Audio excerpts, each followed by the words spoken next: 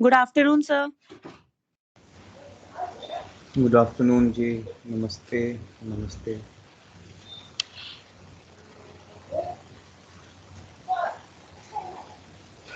चलिए आज का सेशन शुरू करें। लोग कब से ऐड हो रहे हैं। गायत्री।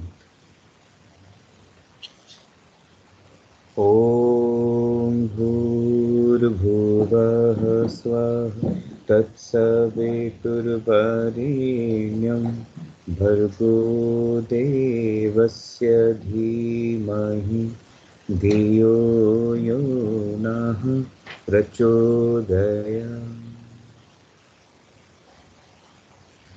आज हम लोग सेकेंड मॉड्यूल के लिए बैठे हैं और सेकेंड मॉड्यूल आज से स्टार्ट होगा। आपके सिलेबस का जो इंटीग्रेटेड अप्रोच ऑफ योग थेरेपी हम लोग जो पढ़ रहे थे उसमें सेकेंड मॉड्यूल, ठीक है। और सेकेंड मॉड्यूल जो है वो based on the Bhagavad Gita. तो सांख्य जो फिलॉसफी हम लोगों ने पढ़ी, सांख्य फिलॉसफी के मॉड्यूल को हम लोगों ने अच्छे से बेसिक आइडियोलॉजी तो उसको समझ ही लिए। बेसिक कंसेप्ट जो सांख्य के थे, जिस वजह से सांख्य फेमस है, या यूँ कहें तो जिस वजह से सांख्य की एंटाइटी है, या जिस वजह से सांख्य को लोग जानते हैं या लोग मानते हैं, वो वही आइडियोलॉजी है जो हम लोगों ने अभी पढ़ी। अब आज कुछ और स्पेसिफिक आइडियोलॉजी हम लोग यहाँ पर शेयर करेंगे जो भगवद गीता की। और आपको पता होगा कि भगवद गीता जो है उसकी जो इम्पोर्टेंस है, आज के जितने भी हिंदू स्क्रिप्चर्स हैं, हिंदू स्क्रिप्चर्स आज जो भी आज के समय में लिखे जा रहे हैं, भगवद गीता उन सारे हिंदू स्क्रिप्चर्स में से टॉप पे है, ठीक है। और टॉप पे है क्योंकि हर कोई हिंदू स्क्रिप्चर्स पे या हर कोई आके भगवद गीता पे बातें कर रहा है, ठीक है। तो भगवान कृष्ण की बातें, भगवान कृष्ण के एसेंस ऑफ लाइफ, भगवान कृष्ण ने लाइफ को मैनेज करने के जो तरीके हैं, हम जीवन में किस तरीके से समझौता ना करें या जीवन में अपने सोच के अनुसार, अपनी क्षमता के अनुसार और अपनी प्रायोरिटी के अकॉर्डिंग अपना बेस्ट दें, ऐसा भगवान कृष्ण भगवद गीता में अर्जुन को बहुत अच्छे से समझाते हैं। तो अभी तो हम लोग थोड़ा सा ये सिलेबस देख लेंगे कि हम लोग क्या क्या देख रहे हैं, है ना। और एक चीज़ और जो आपको बड़ी मज़ेदार है, आपके सिलेबस में आपका थोड़ा सा स्ट्रेस लेवल कम कर दूँ मैं, तो ये भगवद गीता जो आप देख रहे हैं ना, एक सेकेंड, ये जो सिलेबस है ये तो मुझे लगता है शायद दूसरे सेमेस्टर का है। ये तो इसमें कुछ चीज़ें आपको रिपीट दिखेंगी, कुछ चीज़ें, कुछ बातें रिपीट होंगी, और हम इनको एक बार यदि पढ़ा देंगे तो हम दोबारा, है ना, बार बार उनको रिपीट करने की ज़रूरत या ऐसा नहीं मानेंगे कि हाँ वो रिपीट करने लायक हैं या ये रिपीट होनी चाहिए भी, ऐसा भी नहीं, ठीक है।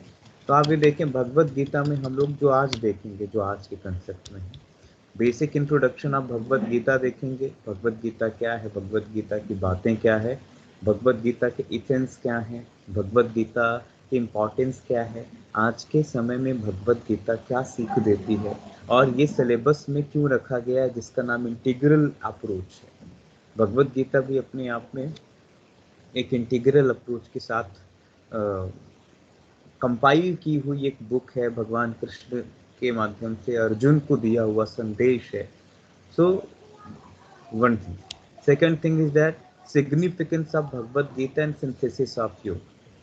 ये significance of Bhagavad Gita and synthesis of yoga, ये भी हम देख लेंगे, है ना, अगले टॉपिक में। बट आज जो आप पढ़ेंगे उसमें थोड़ा सा यहाँ पर आपको समझ में आएगा। सिंथेसिस ऑफ योग का मतलब होता है कितने तरीके के योग भगवद गीता में हैं, है ना, सिंथेसिस ऑफ योग। फिर a critical study of Sankhya योग। अब ध्यान रखिएगा, यहाँ सांख्य योग लिखा है तो इसका मतलब ये नहीं कि हम लोग प्रकृति पुरुष सत्कार्यवाद, the theory of manifestation, the theory of manifestation of the manifest of the knowledge, the means of knowledge, ये सारा प्रमाण उमाण कुछ नहीं पढ़ेंगे हम लोग। The critical study of Sankhya yoga का मतलब क्या है, तो सांख्य का मतलब क्या बताया था हमने, किसी को पता है? एनीवन? सांख्य का मतलब क्या बताया था? सर सांख्य का मतलब होता है एक एक एक करके। यस, सांख्य के कई मतलब बताए, तो उसमें से आपको क्या याद है, आप वो बताइए। सर सांख्य का मतलब संख्या, मतलब उसमें स्पेसिफिक नंबर्स के हिसाब से, एंटिटीज स्पेसिफिक नंबर के हिसाब से जिसमें ज्ञान दिया गया है वो सांख्य योग है। एक मतलब ये है, दूसरा अभी कोई और बोल रहा था। हाँ सर सम का मतलब होता है नंबर या बैलेंस, एंड सर ख्या का मतलब होता है knowledge and wisdom, and we can say also understanding. तो अभी जैसे इन्होंने बताया ना, सम is related to equanimous balance, ठीक है ना। सम इज रिलेटेड टू बैलेंस, उन्होंने नंबर बताया। जैसे अभी एक ने बताया कि सांख्य का मतलब क्या है, तो सांख्य इज रिलेटेड टू संख्या। तो बोले संख्या क्यों? बोले संख्या इसलिए कि हमारी जो कॉस्मोगॉनी थियरी है उसमें 25 एलिमेंट्स आए हुए हैं, उसमें 25 एलिमेंट्स प्रेजेंट होते हैं। तो सारे एलिमेंट नंबर की वजह, नंबर के जैसे दिखते हैं, तो यहाँ सांख्य को उन्होंने कॉस्मोगॉनी थियरी से जोड़ दिया, इसलिए वो संख्या है। दूसरा, सांख्य एक आइडियोलॉजी है।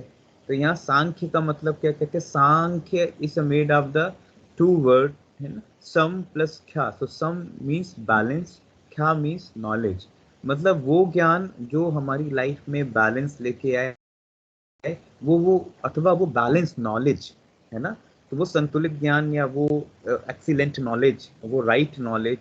सो सांख्य का मतलब यहाँ पे भगवान कृष्ण जो बात कर रहे हैं, यहाँ भी भगवान कृष्ण अर्जुन से बैलेंस नॉलेज की बात कर रहे हैं, राइट नॉलेज की बात कर रहे हैं, राइट प्रैक्टिस की बात कर रहे हैं, ठीक है। तो ये कौन सा है? तो यहाँ पे देखें, ये ऑलरेडी है। Introduction, the message of strength, strength की बात है। Decline, to fight against, to respect one. ये जो चीजें हैं ध्यान रखिए, ये सारी एक में आ जाएंगे जब मैं पढ़ाऊंगा आपको, है ना। तो ये सब एक में आएगा। स्पिरिचुअल एंग्विश, है ना। कंसिस्टेंसी इज योग। इमॉर्टिलिटी ऑफ आत्मा, आत्मा क्या है, कैसे है। द नेचर ऑफ डेथ, ठीक है। The feeling related to body, है ना, बॉडी क्या है।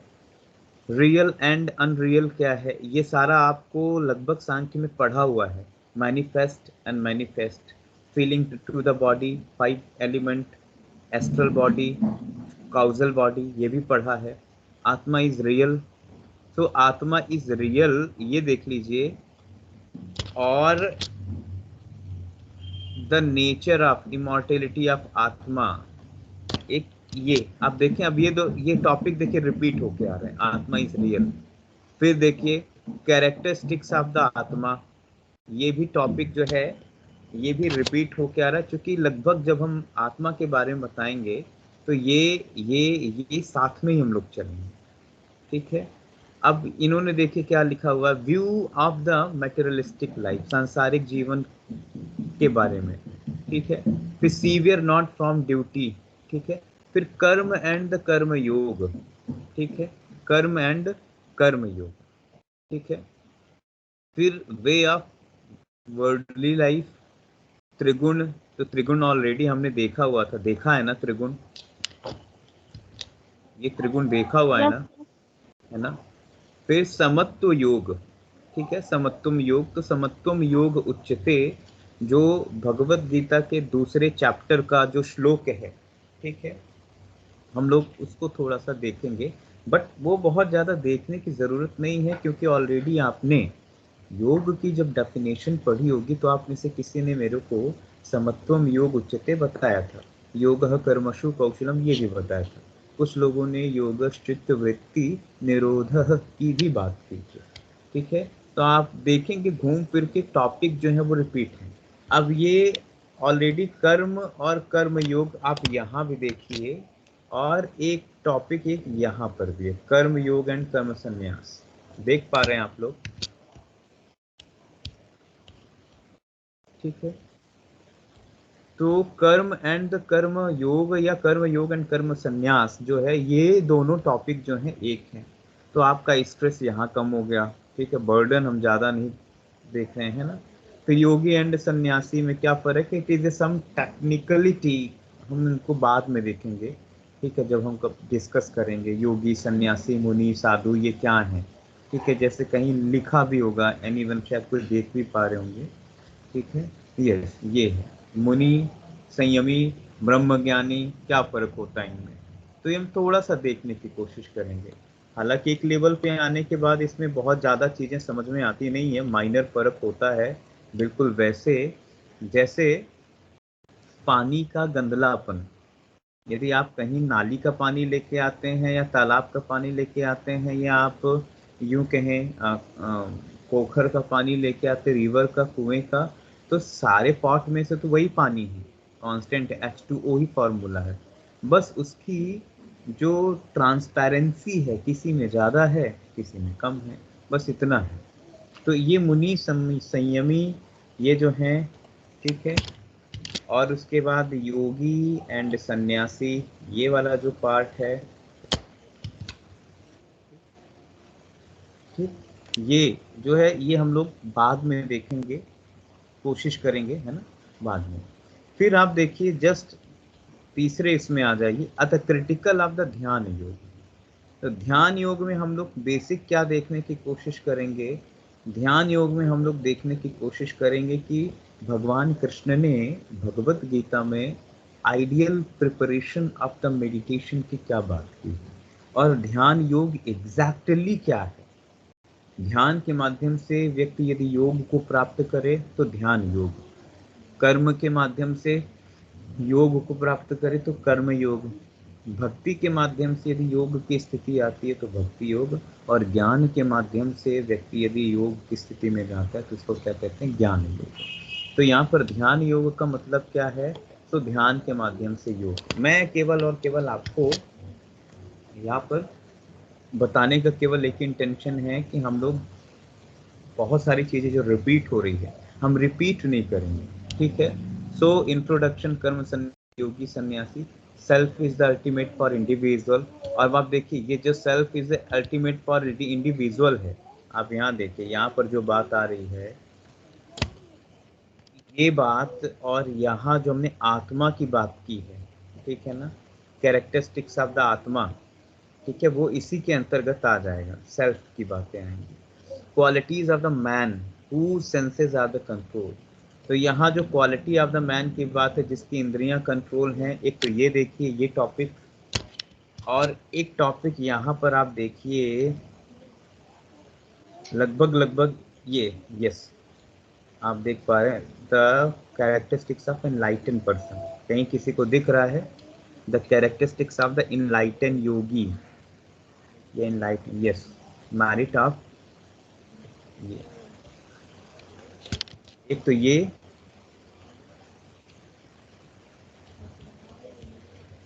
और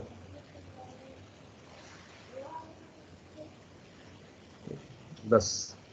तो इसमें आप देखेंगे कि कुछ जो पॉइंट हैं वो कैसे हैं, वो कुछ रिपीटेटिव मोड में हैं और जो आपका बर्डन कम करेंगे, ठीक है। तो ये जितने आपको बोल्ड दिख रहे हैं, ठीक है, इसमें से कुछ तो मैंने इसलिए बोल्ड किया कि उनको हम लोग लास्ट में देखेंगे, कुछ बोल्ड इसलिए भी किया है कि उनको हम ऑलरेडी सांख्य में पढ़ रहे थे, और कुछ बोल्ड इसलिए किया है कि वो आपके सिलेबस में, मीन्स जब भगवत गीता हम अभी देखेंगे उसमें कितने रिपीटेटिव फेज में, ठीक है, इसलिए हमने इनको बोल्ड किया। तो आई थिंक आपको ये सिलेबस समझ में आ गया होगा। और लास्ट में आप देखेंगे, लास्ट में हम लोग आते हैं तो द कंसेप्ट ऑफ ज्ञान योग, भक्ति योग, the character type of the भक्त एंड द मेथड, ये बात करेंगे। तो आपके एग्ज़ाम के लिए भी यदि मैं कहूँ तो आपके एग्ज़ाम के लिए सबसे इम्पॉर्टेंट है कर्म ज्ञान भक्ति, कर्म योग, भक्ति योग, ज्ञान योग, ध्यान योग, है ना। इन कंसेप्ट के साथ, इंट्रोडक्शन ऑफ भगवत गीता के साथ आप पूरी तरीके से बने रहें। कैरेक्टरिस्टिक्स ऑफ योगी, इस तरीके से क्वेश्चंस, बड़े अच्छे क्वेश्चंस आ सकते हैं, ठीक है। तो ये छोटे छोटे क्वेश्चंस जो हैं इनका भी हम लोग ध्यान देंगे, ठीक है। तो खैर हम यहाँ अभी पढ़ेंगे basic concept, introduction to Bhagavad Gita, ठीक है। तो इतना सिलेबस तो आपको समझ में आया ना, ये क्या है, यस सर, यस सर, ठीक है।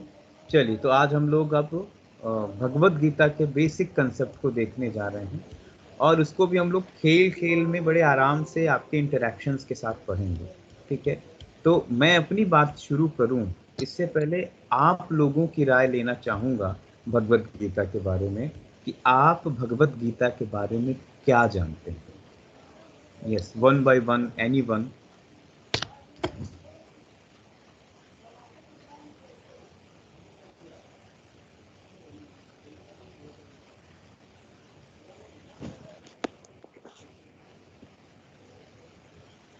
एनीवन,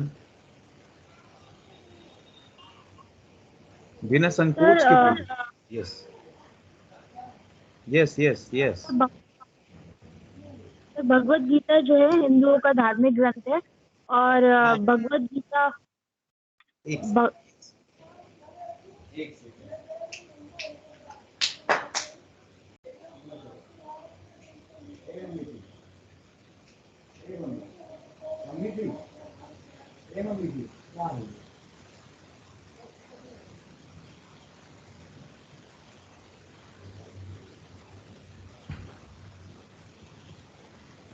हेलो, हाँ जी।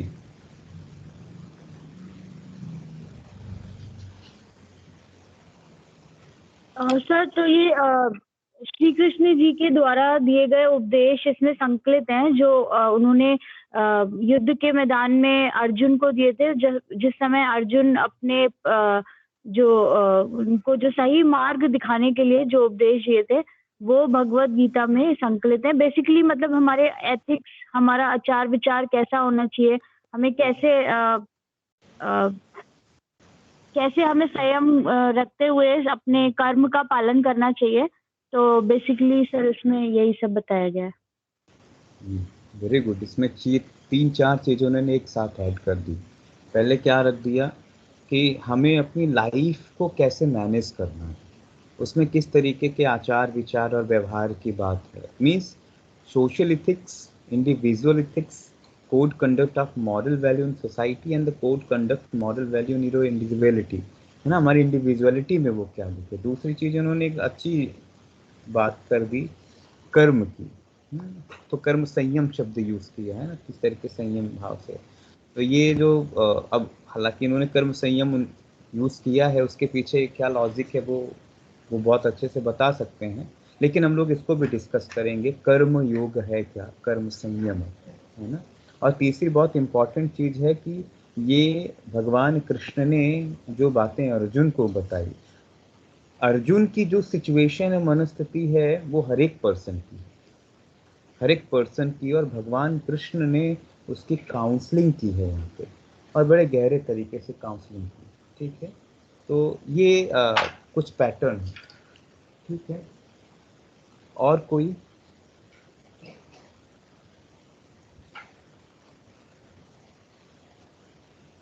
एनीवन?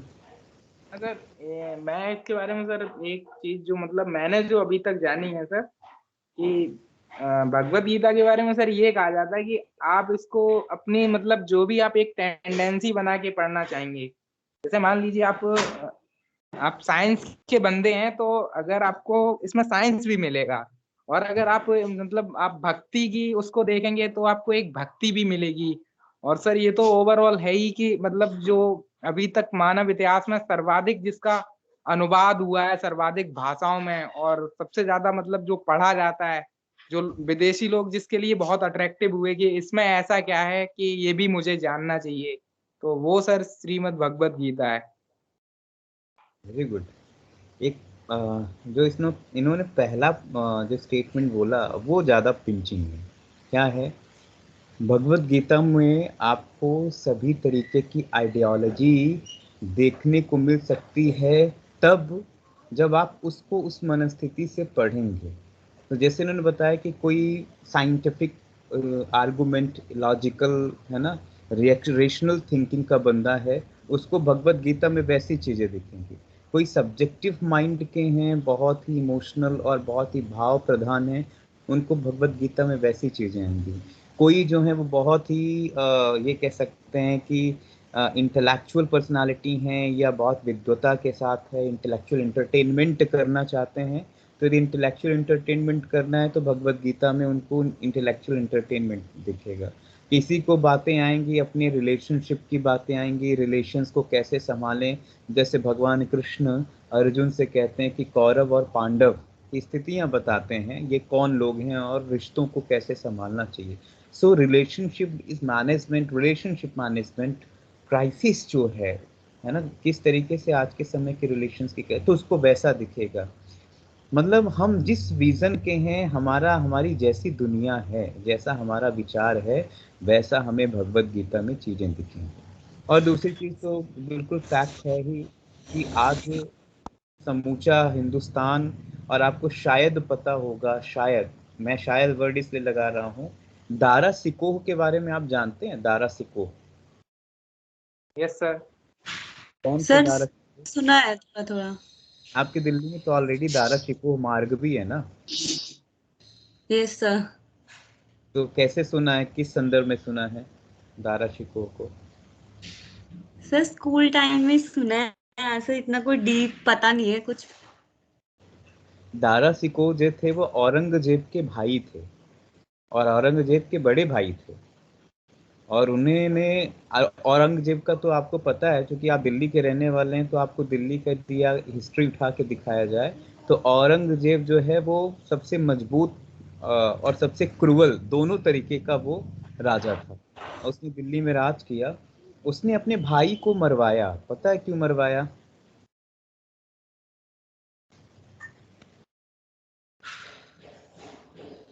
No sir. किसी को नहीं पता? क्योंकि सर दारा शिकोह सर ने, मैं बताऊं सर। हाँ हाँ, यस यस, एक्चुअली सर जो दारा सिकोह था ना, वो सर जो मतलब वो एकदम कट्टर नहीं था, वो हिंदू संत और सन्यासियों को भी बहुत उनके संपर्क में भी रहता था सर। Very good. हाँ मिक्स्ड कल्चर में शायद ये ऐसा कुछ था, और वो एक ही तरफ था औरंगजेब। हाँ हाँ, ये बेसिक है कि दारा शिकोह जो थे वो फ्लैक्सिबल मेंटेलिटी के थे। उनके मतलब रिलीजन में आपको रेजिडिटी या स्टीरियोटाइप या प्रेजुडिस टाइप की जैसी चीज़ें नहीं दिख सकती। लेकिन जो मेन वजह थी जिसकी वजह से दारा शिकोह को मरवा दिया गया, दारा शिकोह ने भगवत गीता को उर्दू और अरबी में ट्रांसलेट करा दिया था, और यस सर। उसने मुस्लिम लीग को, या यूं के मुस्लिम कम्युनिटी को भगवत गीता के मैसेजेस देना शुरू कर दिया था। उसने छोटे छोटे उर्दू के छोटे छोटे बुकलेट्स बनाना शुरू किए थे, और भगवत गीता की जो के कंसेप्ट हैं, भगवत गीता के जो एशंस है, वो अपनी मुस्लिम कम्युनिटी में बंटवाने लगा, और इसके मैसेज देने लगा कि भगवत गीता में वो जान है, भगवत गीता एक ऐसा ग्रंथ है जो शायद है कि हमारे कुरान और हदीस से भी ऊपर है। और हमारे कुरान और हदीस को यदि आप पढ़ेंगे तो उसमें भगवत गीता के आपको दर्शन होंगे, क्योंकि कुरान और हदीस जो है, पैगंबर खुद प्रभावित थे कृष्ण की मॉरलिटी से, कृष्ण की आइडियोलॉजी से। तो ऐसा दारा शिकोह प्रचार करने लगे थे भगवत गीता का। तो जब भगवत गीता का प्रचार करने लगे तो एक लेवल तक तो औरंगजेब ने टॉलरेंस किया कि ठीक है, भगवत गीता का प्रचार है। लेकिन जब उसके और कुछ लोगों ने पॉलिटिक्स करना शुरू कर दी कि नहीं साहब, ये भगवत गीता के चक्कर में अपने मुस्लिम धर्म की जड़ें काट रहा है, क्योंकि जैसे जैसे भगवत गीता का प्रचार होएगा, हिंदू धर्म और आगे आगे जाएगा, हिंदू रिलीजन और बढ़ेगा, तो हम लोग कहाँ जाएंगे? तो हम लोग पहले माइनॉरिटी में अभी भी हैं, आगे भी चले जाएंगे। तो साहब ठीक नहीं है। तो किसी के विचार इतने ताकतवर हैं, उसके विचार को उसके साथ खत्म कर दो। तो औरंगजेब ने दारा शिकोह को मरवा दिया। तो इसके पीछे की कहानी क्यों? दारा शिकोह ने शहादत अपनी दी केवल और केवल एक काम को लेके, क्योंकि नो डाउट इतने फ्लैक्सिबल थे कि जितने भी हिंदू हेरिटेज, स्क्रिप्चरल हेरिटेज था, दारा शिकोह ऑलरेडी उपनिषदों का भी वो ट्रांसलेशन करना शुरू कर दिए थे। तो उपनिषदों तो हमारे उपनिषद तो बहुत हैं, भगवत गीता तो बहुत ही इजीएस्ट वे में उपलब्ध हो जाती, लेकिन उपनिषदों को अलग अलग तरीके से ट्रांसलेट करना इट्स वेरी डिफिकल्ट टास्क, है ना। तो उन्होंने उपनिषद तो ट्रांसलेट नहीं किए, लेकिन भगवत गीता को उन्होंने ट्रांसलेट किया। तो उपनिषदों पे थोड़ा काम किया था, उसी के दौरान उनको उन्होंने मरवा दिया था। तो कहने का क्या मतलब है कि ये एक ऐसी आइडियोलॉजी है जिसको दुनिया के लोग ही नहीं, इवन हमारे यहाँ के जो भी रिलीजन, जितने भी रिलीजन हैं, सभी भगवत गीता को अपने स्तर पे समझाने की कोशिश और भगवत गीता को अपने धर्म से रिलेटेड बुक बताकर समझाने की कोशिश करते हैं। जैसे आप में से कोई जैन है क्या? जैन? No sir. आप में से भी कोई जैन नहीं है, या आपके कोई फ्रेंड सर्किल में जैन होंगे, तो आप उनसे पूछिएगा, जैनों में भी एक रामायण लिखी गई है, जैनों की भी एक रामायण है। तो उसमें रामायण के पात्र जो मेन स्टार कास्टिंग है वो कौन है? भगवान राम है। लेकिन जैनों की रामायण में भगवान राम नहीं है। जैनों की रामायण में कौन है? बुद्ध है, सॉरी, महावीर है। तो उनके जो स्टार कास्टिंग है महावीर। तो उन्होंने अपनी रामायण लिखी और सबने अलग अलग तरीके से भगवत गीता पे कमेंट्री की। सबने अपने अपने अपने अनुभव के आधार पे भगवत गीता को संजोया है, लिखा है। लेकिन जो लोगों ने, पुराने लोगों ने अपनी साधना से, अपने अनुभव से, अपने रियल प्रैक्टिस विजडम से, रियल इसेंस से, अपनी प्योरिटी से, अपनी इनोसेंस और ट्रांसपेरेंसी से भगवत गीता को ट्रांसलेट किया है, आज के समय में वो लोग नहीं हैं। आज के समय में कोई भी मुंह उठा के भगवत गीता पे बोल देता है। आपने देखा सर बट होगा, आजकल कोई तो भी, किसी का मन। Yes yes. सर मैं बोल रही थी कि आजकल तो जैसे एस्कॉन टेम्पल है, उसमें मतलब बहुत ज्यादा क्रेज हो रही है भगवत गीता का, और ज्यादातर फॉरेनर्स होते हैं। हाँ, इस्कॉन टेम्पल में भी मैं प्रभुपाद जी का लेक्चर आप कभी सुनिएगा यूट्यूब में। ओके। प्रभुपाद के कुछ रेयर लेक्चर हैं, वीडियोज हैं उनके, आप उनको सुनिएगा। जो प्रभुपाद जी का एसेंस है ना, आज की जनरेशन उस एसेंस को फुलफिल कर पा रही है, मुझे नहीं पता। लेकिन हालांकि मैं तो इस्कॉन को नहीं बता लेके आया था। इस्कॉन तो एक अपने आप में अलग ही उनका एक ऑर्गेनाइजेशन है। लेकिन मैं उन लोगों की बात कर रहा था जो व्हाट्सएप यूनिवर्सिटी में या व्हाट्सएप इंस्टीट्यूशंस में एजुकेशन लेते हैं। व्हाट्सएप में भगवत गीता के संदेश आए, वही 3-4 लाइनें उन्होंने याद कर ली, अब वो 3-4 लाइनें जहां मन किया वहीं निकाल दिया, जहां मन किया वहीं उल्टी कर दी, और उनको लगता है कि नहीं, हम भगवत गीता जानने लगे। तो भगवत गीता को आप व्हाट्सएप यूनिवर्सिटी से नहीं समझ सकते। भगवत गीता को आप किसी को सुनकर भी नहीं समझ सकते। भगवत गीता को जब तक आप पढ़ेंगे नहीं, जब तक आप मनन नहीं करेंगे, तब तक आप नहीं समझ पाएंगे। ठीक है? Yes sir. तो ये भगवत गीता का रियल इसेंस है ना, रियल जो यहाँ पर कंसेप्ट हम लोग देख पा रहे हैं। ठीक, अब जैसे आप, सर हाँ सर हाँ, भगवत गीता को उपनिषद कहा जाएगा, या सर ये मतलब मेमोरी वाइज लिखे गए हैं, तो सर ये स्मृति प्रस्थान के रूप में इनको माना जाएगा? सर इसको उपनिषद भी बोलते हैं ना? नहीं, एक्चुअली भगवत गीता को एसेंस ऑफ उपनिषद कहते हैं, एसेंस ऑफ उपनिषद। क्योंकि भगवान कृष्ण जो हैं, उनका नेचर क्या है? तो भगवान कृष्ण यहाँ पर क्या है? योगेश्वर हैं। यहाँ पर जो भगवत गीता बोली है ना, वो भगवान कृष्ण ने किस फॉर्म में बोली है? तो ये जिसको ट्रांसीडेंटल फॉर्म कहते हैं ना। आप तुरीय अवस्था सुना है आपने किसी ने? No sir. नहीं सुना? चित्त की अवस्थाएं होती हैं, सर यस सर, मूल अवस्था, क्षिप्त अवस्था, विक्षिप्त यस सर अवस्था। सुना है। सुना है किसी ने? यस सर, एकाग्र यस और निरुद्ध सुना है? तो निरुद्ध सर। अवस्था को ही तुरीया कहते हैं। आपने ये सुना होगा, जागृत अवस्था, इट इज अवेकनिंग स्टेट, फिर ड्रीम स्टेट, फिर आपने स्लीप स्टेट, है ना, निद्रा अवस्था। उसके बाद तुरीया अवस्था आती है। तो तुरीया अवस्था क्या है? तो तुरीया अवस्था is the super conscious state. तो यहाँ पर भगवान कृष्ण ने सुपर कॉन्शियस स्टेट में आकर भगवत गीता बोली है। तो ध्यान रखिएगा, यहाँ भगवान कृष्ण वो कृष्ण नहीं है जो राधा के प्रेमी हैं या यशोदा के बेटे हैं, उस लेवल पे नहीं है। यहाँ पे भगवान क्या बोलते हैं अपने आप को, आप सुनिएगा भगवत गीता में, योगेश्वर। क्या बोलते हैं? योगेश्वर, मैं योगेश्वर कृष्ण।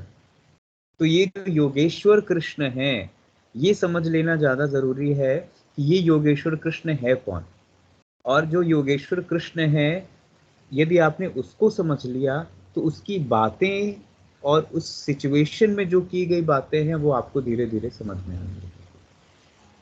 अच्छा, आप में से योगेश्वर और योगीश्वर वर्ड सुना है? योगीश्वर एंड योगेश्वर।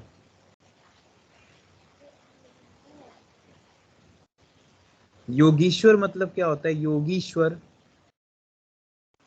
थोड़ा बहुत संस्कृत पढ़ रहे होंगे ना आप लोग, पढ़ रहे हैं ना? Yes sir.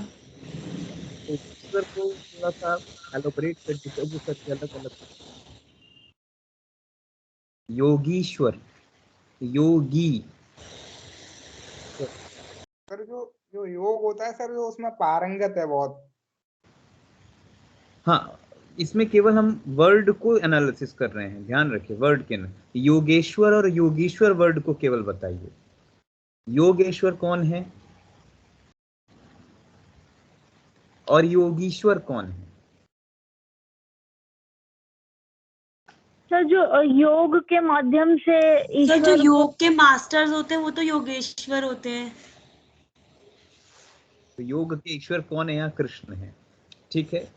योग के ईश्वर, जो योग के ईश्वर, मास्टर वर्ड ईश्वर के लिए ठीक नहीं लगता, ठीक है। ईश्वर के लिए ईश्वर वर्ड ही ठीक है। तो जो योग के ईश्वर है वो कौन है? योगेश्वर। और जो योगियों के ईश्वर है वो कौन है? भगवान Shiv. So here is the concept of Yogeshwar is the Krishna and the Yogeshwar is the भगवान शिव। तो भगवान यहाँ पर योगेश्वर की स्टेट में बात कर रहे हैं, योगेश्वर। और योग के ईश्वर हैं, मतलब योग के different type of ideology, different type of schools, different type of yogic thought and different type of contemporary model of the yogas given by the Krishna in Bhagavad Gita. इसलिए वो योग के ईश्वर है, डिफरेंट टाइप ऑफ योग उन्होंने दिए हैं, ठीक है। तो भगवत गीता जो 18 चैप्टर्स में बनी हुई है ना, जिसमें 18 चैप्टर्स आप देखते हैं, उसमें बातें भगवान कृष्ण किसकी करते हैं? तो different type of ideology of योग की है।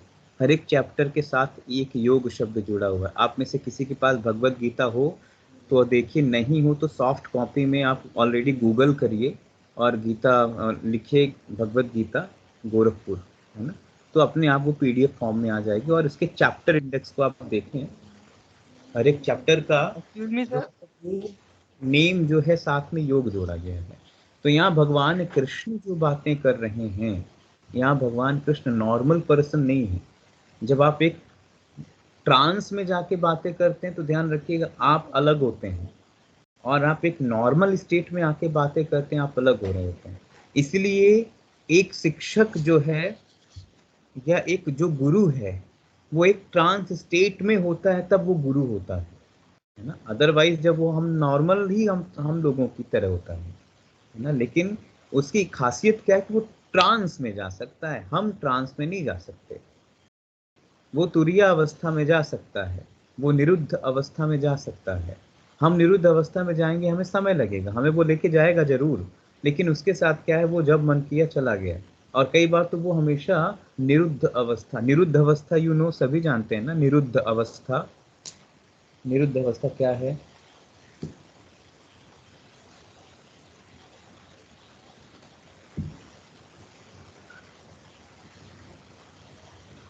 सुना है निरुद्ध अवस्था?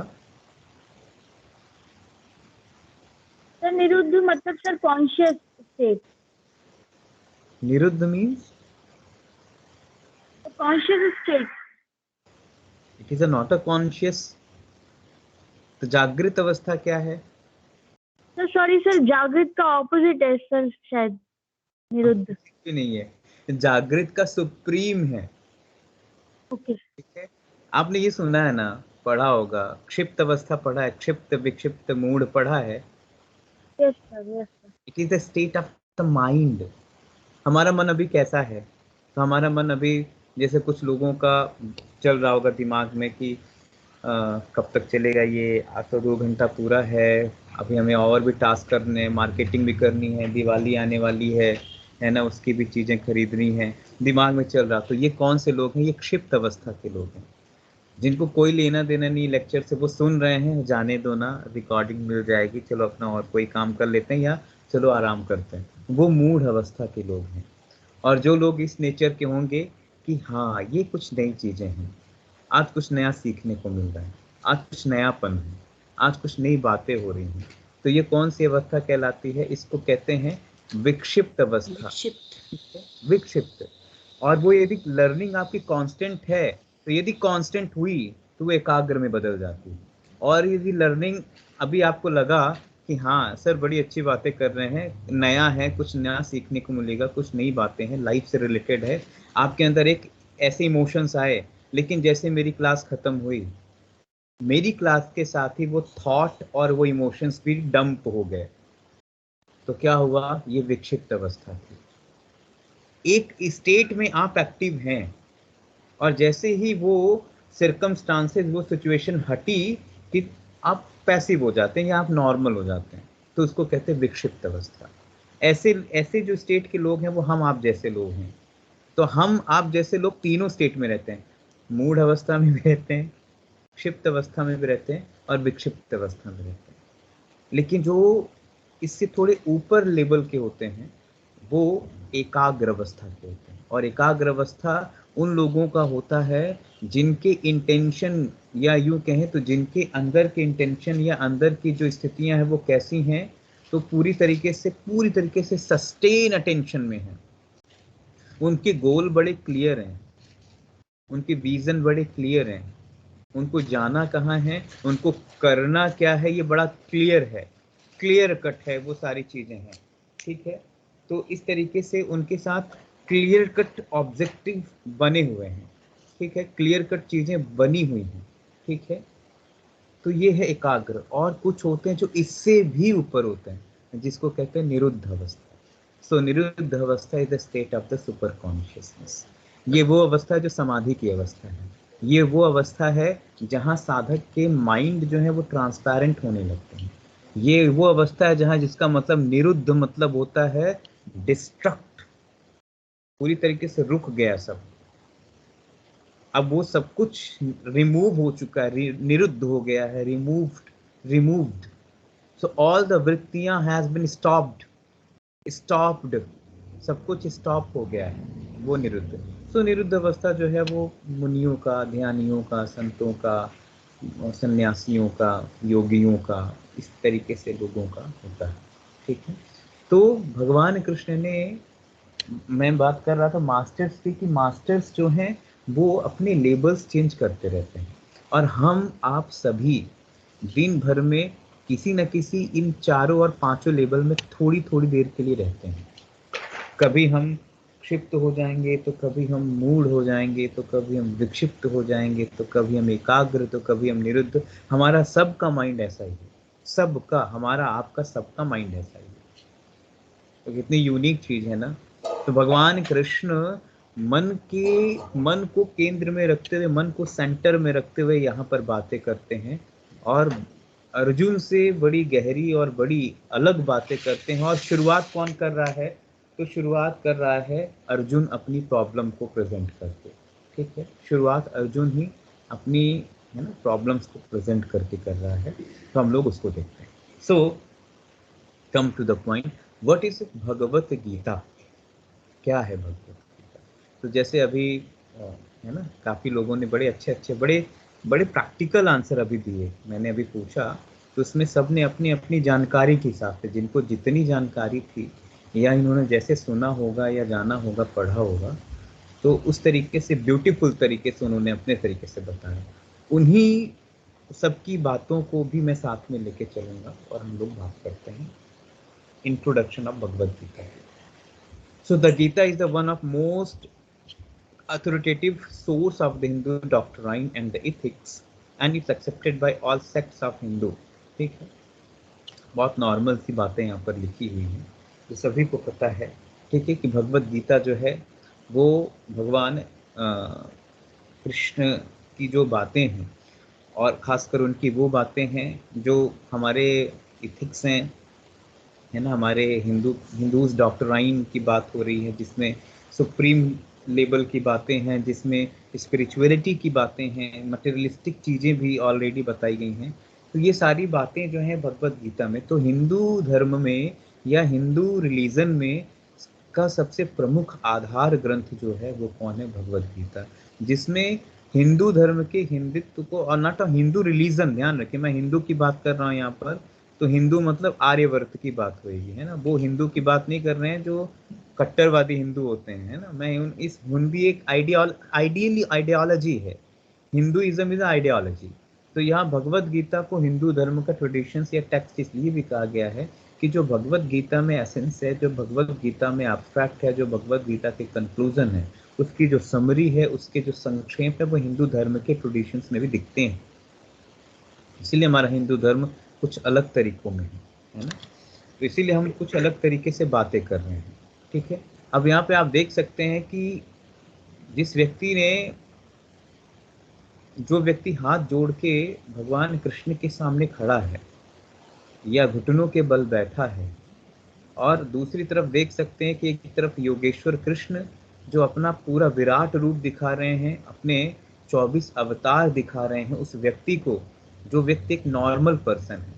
तो भगवान यदि किसी को 24 अवतार दिखाएंगे तो एक नॉर्मल व्यक्ति तो 24 अवतार देख सकता नहीं है, तो भगवान उसको अपने लेवल पे लाने की कोशिश करते हैं।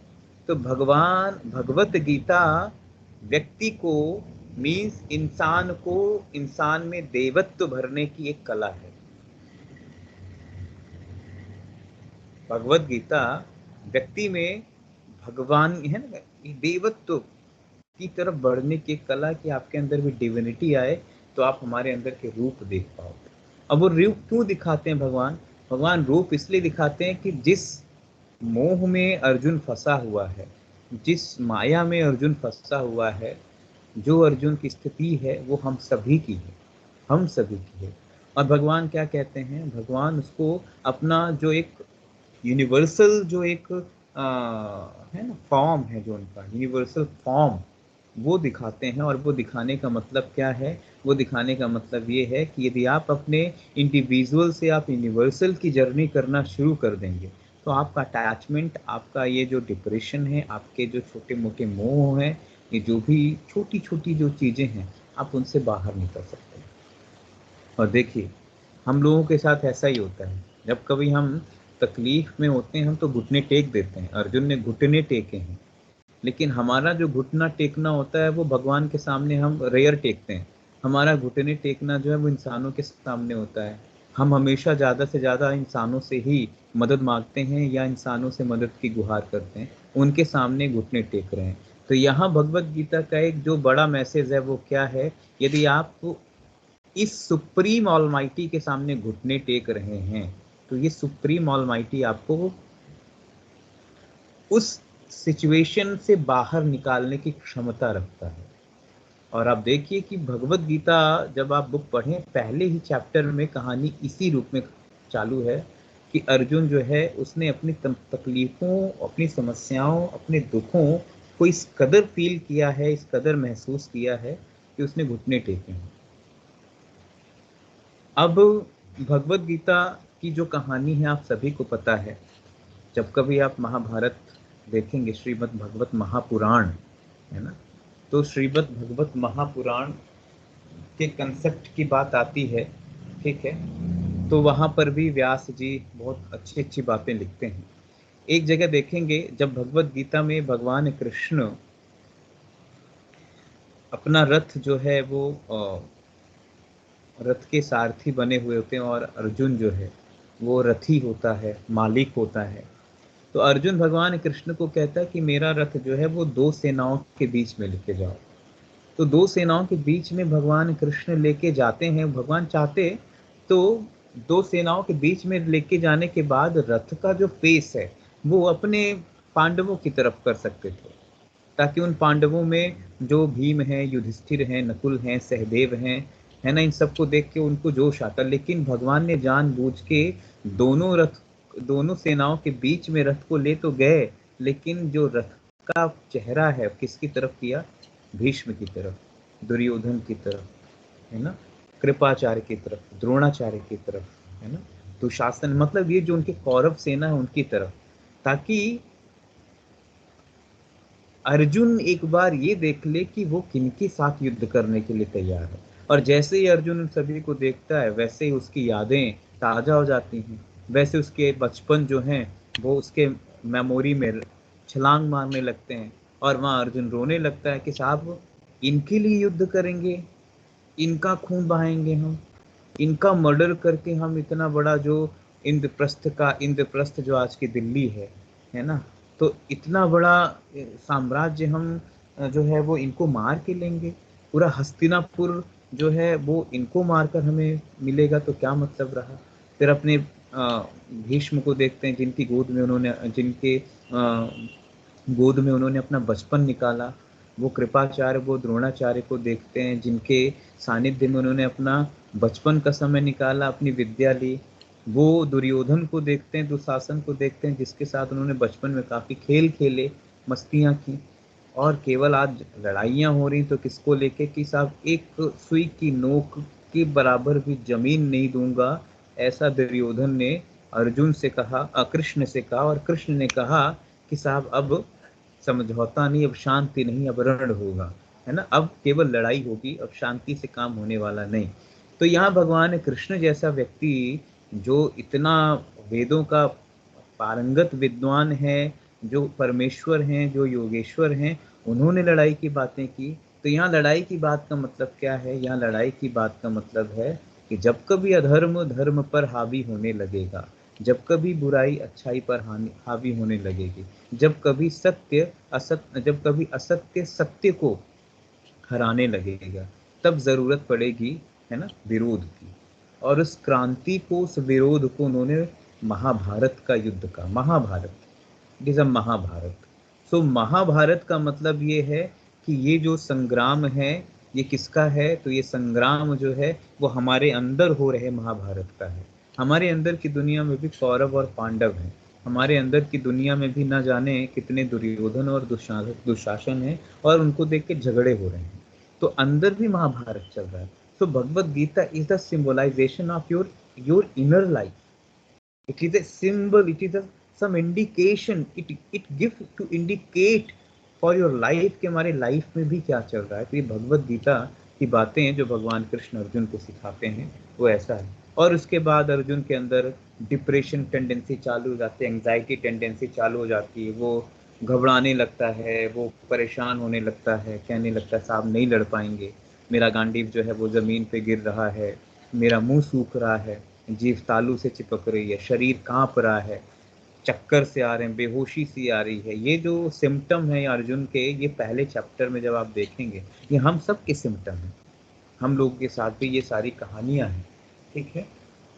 तो यहाँ भगवान कृष्ण एक यूनिवर्सलिटी, इटर्नल पावर की बात करते हैं कि जो हमारे अंदर इटर्नल पावर है, इनर पोटेंशियलिटी है, इनर कैपेसिटी है, जो हमारे इनर है ना, इनर विल है, उस विल से ही हमें आगे चीज़ों को जीतना है। और भगवान कृष्ण बहुत अच्छी बातें करते हैं वहाँ पर, फिर भी अर्जुन को नहीं समझ में आता। और पूरी जो भगवत गीता है वो 3 चैप्टर में डायलॉग फॉर्म में है। एक तरफ अर्जुन कृष्ण से सवाल करता है, तो दूसरा कृष्ण अर्जुन को आंसर करते हैं, और बहुत ही सहज सरल लेवल पे आंसर शुरू होते हैं, है ना। तो हमें ये सारी चीज़ें देखना है। अब थोड़ा सा भगवत गीता के इंट्रोडक्शन में आ ही जाते हैं, ठीक है। सो टाइम पीरियड की जब हम बात करें तो पहले तो भगवत गीता का मतलब समझ लेते हैं कि भगवत गीता मीन्स होता क्या है। सो भगवत मीन्स भगवान, गीता मीन्स गाया हुआ। तो भगवान के माध्यम से गाया हुआ गान, भगवान के माध्यम से गाया हुआ संदेश जिसको अर्जुन को दिया गया, वो क्या है? भगवत गीता। तो यहाँ भगवत कोई नॉर्मल व्यक्ति नहीं है, या कोई भगवत शब्द जो है it is not use for a normal person, है ना। भगवत के अर्थ ही बड़े बड़े डीप अर्थ हैं, है ना। तो जिसने यहाँ पर भगवत जो है वो भगवान कृष्ण के लिए यूज हो रहा है, और वो भगवान कृष्ण जो किस स्टेट में है? निरुद्ध अवस्था स्टेट में है, जो स्टेट ऑफ द समाधि, the state of the equanimous state of the mind, उस लेवल पे जाके बातें कर रहे हैं। सो भगवत गीता का मतलब ये है, तो लिख लीजिए, भगवत मीन्स भगवान, और गीता मतलब होता है गाया हुआ, ठीक है। तो भगवान के माध्यम से गाया हुआ गीत, या भगवान के माध्यम से गाया हुआ संदेश जो कि अर्जुन को दिया, उसको क्या कह रहे हैं? Bhagavad Gita. It is about 5000 year old. कितने साल पुराना है? लगभग 5 साल, 5,500 साल, लगभग 5,500 साल पुराना ये भगवत गीता, ठीक है। 18 चैप्टर हैं। कितने चैप्टर हैं इसमें? 18 चैप्टर। श्लोक कितने हैं? 700। ठीक है। सो ये कहाँ से लिया गया है? तो ये सबसे बड़ी इपिक है हमारी महाभारत। महाभारत उसी टाइम लिखी गई। महाभारत का टाइम पीरियड कब का है? 5000 ईयर्स ओल्ड। तो महाभारत के 23 to 40 चैप्टर जो हैं वो भगवत गीता के हैं, जिसको भीष्म पर्व कहते हैं। ये इंपॉर्टेंट है। सो महाभारत के भीष्म पर्व का 23 to 40 चैप्टर जो है वो भगवत गीता है। तो आप 23 to 40, ठीक है, 23 to 40, ठीक है। तो ये लगभग कितने हैं? तो लगभग इसको मान के चलिए कि ये लगभग 18 चैप्टर है ना। तो 23 to 14 चैप्टर आप भीष्म पर्व आप महाभारत है, जिसमें कितने श्लोक हैं? 700 श्लोक आर कंसीडर्ड। भगवान कृष्ण ने 700, कई जगह 700 हैं, कई जगह 702 हैं। तो अलग अलग ट्रेडिशंस, जैसे प्रभुपाद जी की बात अभी इन्होंने की, तो इस्कॉन ने अपने भी श्लोक जोड़े हैं, आपको पता होना चाहिए। इस्कॉन ने कुछ अपने भी 1-2 श्लोक जोड़े हैं। तो उनकी भगवत गीता देखेंगे तो उसमें 702 मिलेंगे, नॉर्मल भगवत गीता में 700 है। और वो सब एक अलग अलग चैप्टर में कितने कितने श्लोक हैं, हम लोग अभी इसको भी थोड़ा सा देखेंगे, ठीक है। तो भीष्म पर्व में 23 to 40 जो चैप्टर्स है वो किसका है? वो भगवत गीता का है और महाभारत से लिया गया है, ठीक है।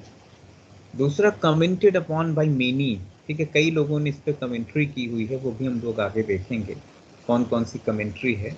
And interpreted with their Orthodox view in normal philosophical understanding, ठीक है।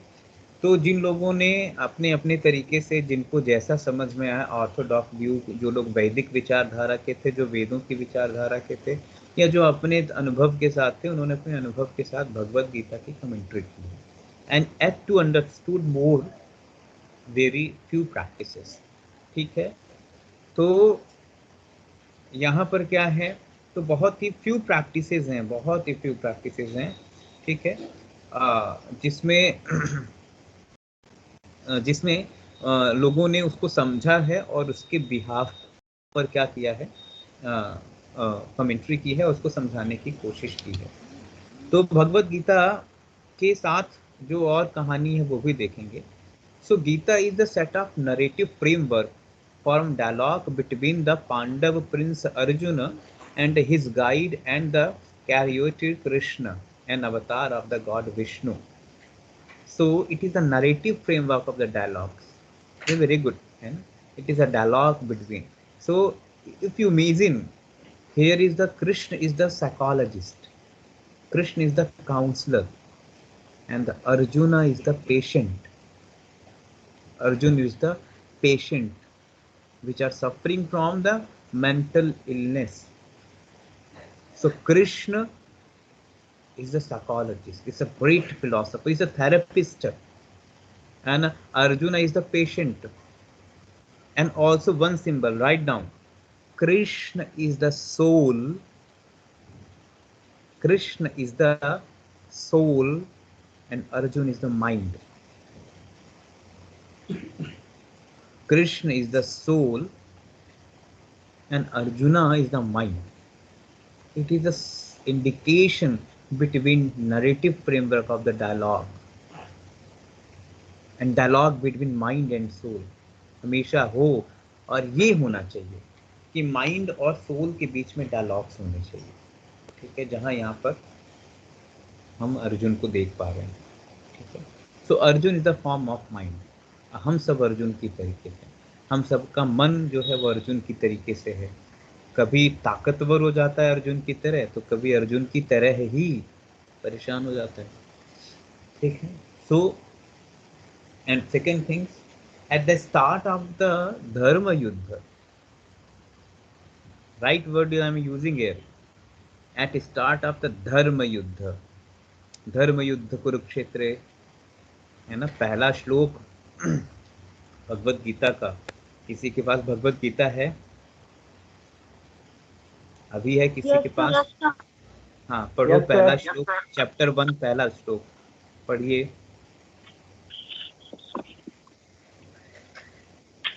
सर कौन पढ़ रहा है? सर हाँ कोई भी सर मैं पढ़ूं? हाँ हाँ।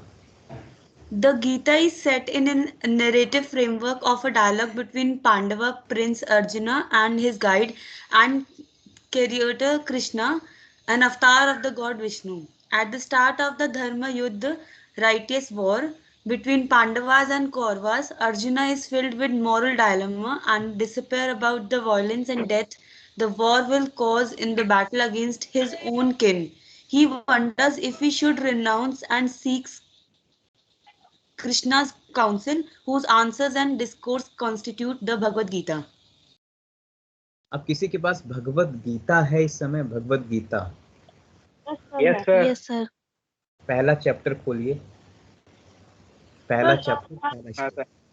धर्म क्षेत्रे ये वाला सर। हाँ पढ़िए। धर्म क्षेत्रे कुरुक्षेत्रे समवेता युयुत्सवः मामका पांडवाश्चैव किम कुर्वत Sanjaya. It is the questions, है ना, it's a question from the Dhritarashtra. Dhritarashtra is the father of the Kaurava, है ना। तो धृतराष्ट्र के थ्रू क्वेश्चन है, और देखिए कितना गजब क्वेश्चंस किया है। आप सोचें, इन स्टेटमेंट से लगता है कि उस टाइम के लोग कितने ब्रिलियंट और इंटेलेक्चुअल माइंड के थे।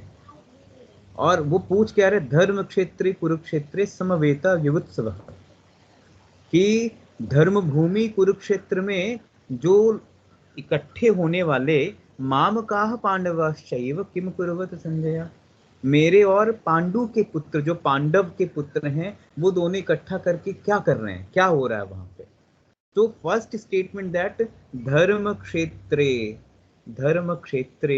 कुरुक्षेत्रे, सो दस माय बॉडी इज अ धर्म क्षेत्र, my body is the Kurukshetra, and always at the start of the dharma yuddha in our inside the body, always। ये होता है कि नहीं होता?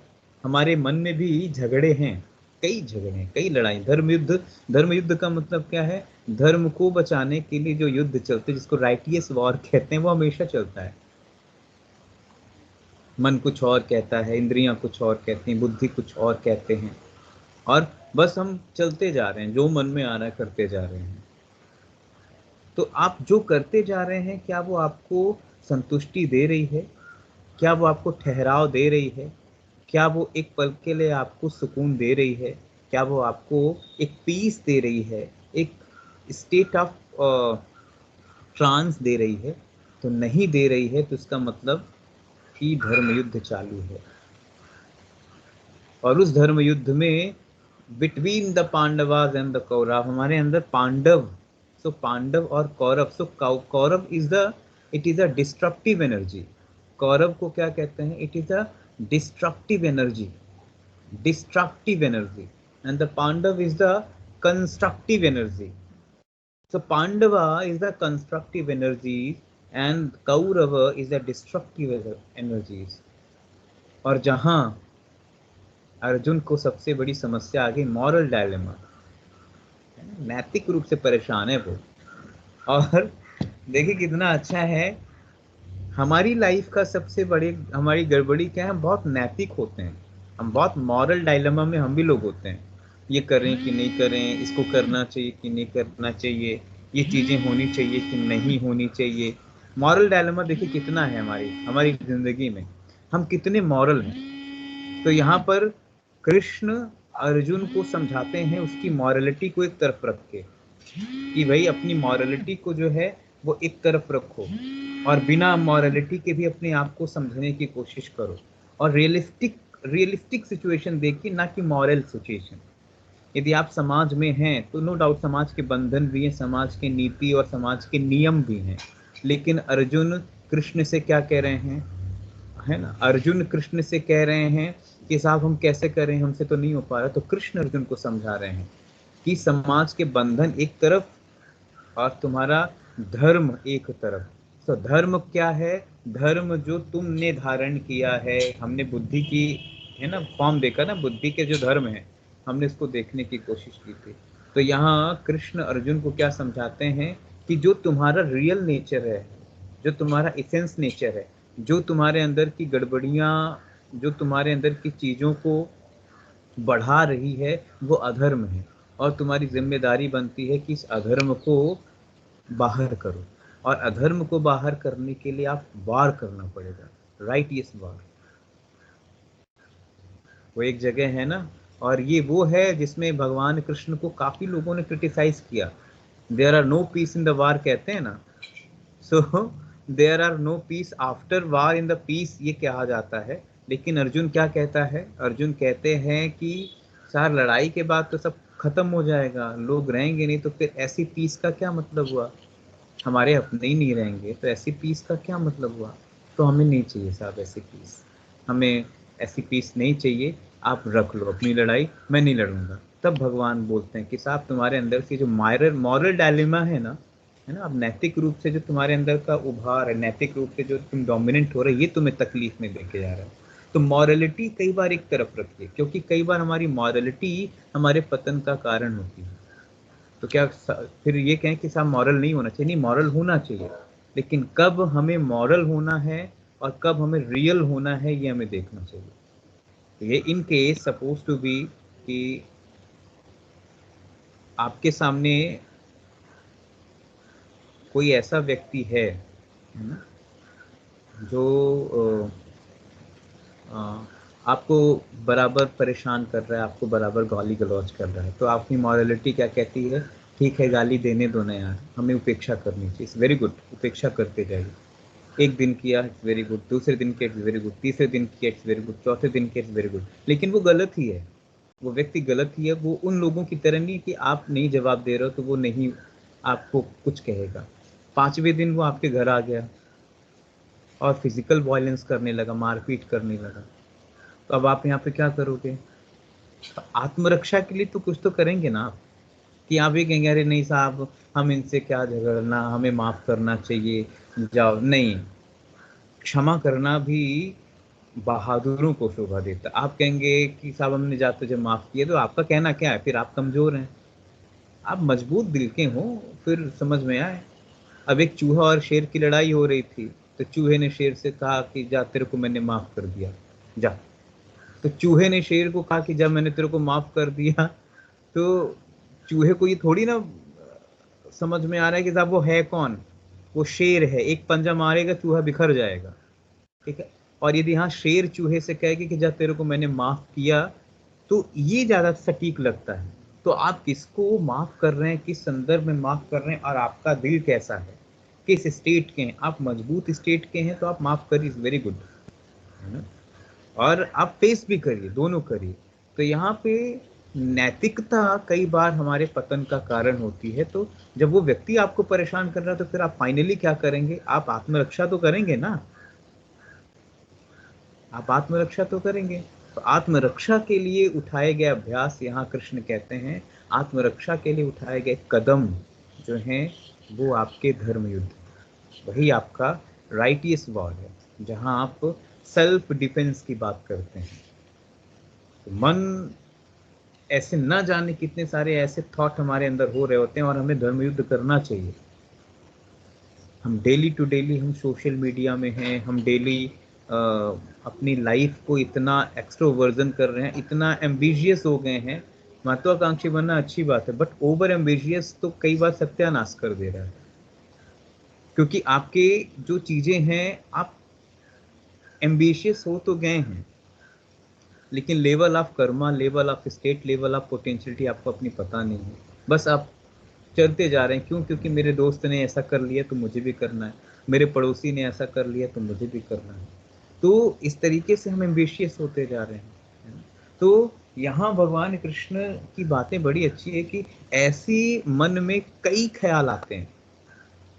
तो जब कभी ऐसे कुछ ख्याल आते हैं जहाँ आपको लगता है कि नहीं साहब हम फ्री का भी हम कमा लेंगे, फ्री का भी खा लेंगे, तो फ्री का खाना ध्यान रखिएगा, आप भूखों मर जाइए, लेकिन फ्री का खाना कभी नहीं। बिना मेहनत के यदि आपके हाथ में कोई भोजन दे देता है, तो वो भोजन एक आने वाले समय में आपको पैसिव जोन पे लेके चला जाएगा और आपसे बड़ा कमजोर व्यक्ति कोई नहीं होगा। आप मेहनत करिए, भले थोड़ी सी इनकम हो, थोड़े से पैसे हैं, लेकिन परिश्रम को भगवान माने। यहाँ श्री कृष्ण कहते हैं it is a righteous war, it is अ धर्म युद्ध। और यहाँ कहते हैं भगवान कृष्ण अर्जुन को कि भाई तू परिश्रम यहाँ पे इस तरीके से कर। ऐसे ही ये तो हमारे ये इनको क्या है, तुम ना भी मारोगे तो मरे हुए हैं। भगवान कृष्ण कहते हैं एक जगह कि ये कौरव को तो मैंने मार रखा है, लेकिन मजा तो तब है ना कि जब आप इनसे स्ट्रगल करो और इनको हराने के बाद आप है ना हस्तिनापुर को संभालो। और या एक जगह भगवान कृष्ण कहते हैं कि मैं इसलिए कौरवों के विरोध में हूं क्योंकि कौरव यदि राज्य करेंगे, तो हस्तिनापुर बहुत बड़ा था, बोले जैसे राजा वैसी प्रजा, तो यदि कौरव जैसे राजा तो कौरव जैसी प्रजा भी होंगी। तो यदि राजा यदि गलत नेचर का हुआ तो प्रजा को भी गलत नेचर में डालेगा, वो प्रजा को भी गलत कार्य करने के लिए मजबूर करेगा। ठीक है, तो वो इसलिए नहीं चाहते हैं कि कौरव जो है वो राजा बने। और पांडवों का मतलब क्या है, सत्य। तो वो कहते हैं इस राज्य में सत्य बैठे। इस राज्य में कौन बैठे, तो इस राज्य में सत्य की राज्य हो, अधिकार हो, सत्य बैठे, सत्य राज्य करे यहाँ पर, असत्य राज ना करे, है ना, न्याय राज करे, अन्याय राज ना करे, है ना, प्रकाश राज करे, अंधकार राज ना करे। ये कौन कहता है, ये कृष्ण कहता है। सो इट्स कॉल्ड अ धर्म युद्ध। सो धर्म युद्ध between the conflicts, what is do and don't, what is right and wrong. So righteous war it's called अ धर्म युद्ध। हम सब धर्म युद्ध के साथ जुड़े हैं। तो ये कौन कहता है यहाँ पर, है ना, कृष्ण कहते हैं। आगे क्या कहते हैं, तो ये देखिए मैंने यहाँ बताना, he wonder if he should renounce of the Sikhs, Krishna is a council whose answer the discourse of constitute the Bhagavad Gita। तो जो अर्जुन और कृष्ण के बीच में जो डायलॉग्स आए, उन डायलॉग्स का डिस्कोर्स कॉन्स्टिट्यूशंस ही भगवद गीता है, डिस्कोर्स कॉन्स्टिट्यूशंस है। और भगवान कृष्ण मीन्स जीव और परमात्मा के बीच हुई dialogue. So Bhagavad Gita is the, it is the framing, it is the narrative framing between the Jeev and the Paramatma. Jeev and the Paramatma, it is a communication, a very beautiful communication between Jiva, Arjuna and the Paramatma in the Lord Krishna. And another word you said, communication between or discourse constituted by the mind and the soul. So mind is the form of the Arjuna and the soul is the form of the Krishna and avatar of the goddess Vishnu. So it is main entity of the Bhagavad Gita. So next thing, authorship. It is some general introduction about the Bhagavad Gita. Now second, what is the authorship?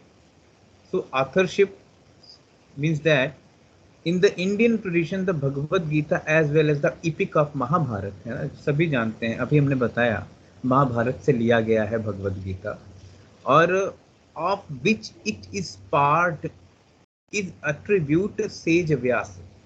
ठीक है, says व्यास ने क्या किया, इसको compile किया attribute. Whose full name was the Krishna Dvaipayana. What is the full name of the Veda Vyasa, तो Krishna Dvaipayana. So Krishna Dvaipayana, Dvaipayana, he is the full name of the Vyasa, परम Vyasa, and the call Veda Vyasa. Another Hindu legend state the Vyasa narrated its while the elephant headed deity Ganesha broke one of his tusks of the wrote down the Mahabharata along with the Bhagavad Gita। ठीक है, तो यहाँ पर क्या कहते हैं, यहाँ कहते हैं कि भगवान गणेश बोल रहे थे और व्यास जी लिख रहे थे। कौन कहता है, in Hindu legend state of Vyasa narrative. जब उन्होंने लिखा तो ऐसा बताया जाता है कि भगवान गणेश बोल रहे थे, क्योंकि वो इस स्पीड से बोल रहे थे कि वेद व्यास लिखते जा रहे थे। दोनों ट्रांस स्टेट में रहे होंगे, तो दोनों ही ट्रांस स्टेट में बोल रहे हैं और वो कंपाइल करते जा रहे हैं। तो भगवद गीता जो व्यास जी ने कंपाइल किया, क्योंकि अब लोगों का सवाल होता है कि जब लड़ाई हो रही थी तो भगवान वेद व्यास जी वहाँ खड़े होकर क्या कर रहे थे, वो कंपाइल गणेश जी लिख रहे थे या वेद व्यास बोल रहे थे? यहाँ पर क्या मतलब निकल रहा है, the deity Ganesha broke on his task and wrote down the Mahabharata along. एक second, state of the Vyasa narrator वाले elephant of, okay Ganesha broke on his tusk and the wrote down. अच्छा, गणेश जी लिख रहे थे, व्यास जी बोल रहे थे, ऐसा मतलब निकल रहा है क्या यहाँ पे? एनीवन? सर यही है कि गणेश जी ने लिखी है और व्यास जी ने जो है बोली है कंटिन्यू, मतलब रुके नहीं है बीच में। ओके, ठीक है, तो ठीक है, इट्स ओके, ये मतलब निकाल देते हैं। तो यहाँ पर जो कंपाइलेशन हुआ है, ये कंपाइलेशन एक ट्रांस में किया गया, क्योंकि भगवान ने एक बार भगवत गीता बोली है और व्यास जी ने क्या किया है, उस शब्द को उन्होंने ट्रांस में जाकर फील किया है, उसको सुना है और उसके बाद उन्होंने कंपाइल किया। सो is the authorship. Next one is the chapter summary. अब कौन कौन से चैप्टर हैं इसमें, टोटल चैप्टर, तो how many chapter already here divided, how many chapter total? 18 chapter. How many shlokas? 700. And each and every chapter has a specific verses, and each chapter has a given a specific name of the yoga. ठीक है, so Bhagavad Gita के 18 chapter अपने आप में 18 योग हैं। सो जब synthesis of योग जब हम लोग पढ़ेंगे ना, तो हम यहाँ पर बहुत अच्छे से समझेंगे कि एग्जैक्टली वो है क्या। So first chapter is called Arjun विषाद योग। अर्जुन विषाद योग फर्स्ट चैप्टर, जहाँ अर्जुन की कहानी है कि अर्जुन गड़बड़ियों में, अर्जुन डिप्रेशन में आ गए हैं, अर्जुन को नेगेटिव इलनेस हो रहा है, अर्जुन को मेंटल इलनेस हो रहा है और वो भगवान कृष्ण से मदद मांग रहे हैं। फिर सांख्य योग, सांख्य योग सेकेंड चैप्टर, ठीक है, इसमें 72 श्लोक हैं। तो इसमें सांख्य योग में भगवान जो है अर्जुन को इक्वानिमस नॉलेज देते हैं, राइट नॉलेज की बात करते हैं, आत्मा और परमात्मा की बातें हैं, यहाँ पे इमॉर्टिलिटी की बातें हैं, यहाँ पे मटेरियलिस्टिक वर्ल्ड की बातें हैं, यहाँ कृष्ण जो हैं कर्मयोग की बात करते हैं, है ना, इस तरीके से। थर्ड देख सकते हैं, सो थर्ड इज द कर्म योग चैप्टर कॉल्ड कर्म योग। फोर्थ इज कॉल्ड ज्ञान योग। फिफ्थ इज कॉल्ड कर्म संन्यास योग। सिक्स इज कॉल्ड आत्म संयम योग 47 वर्सेस।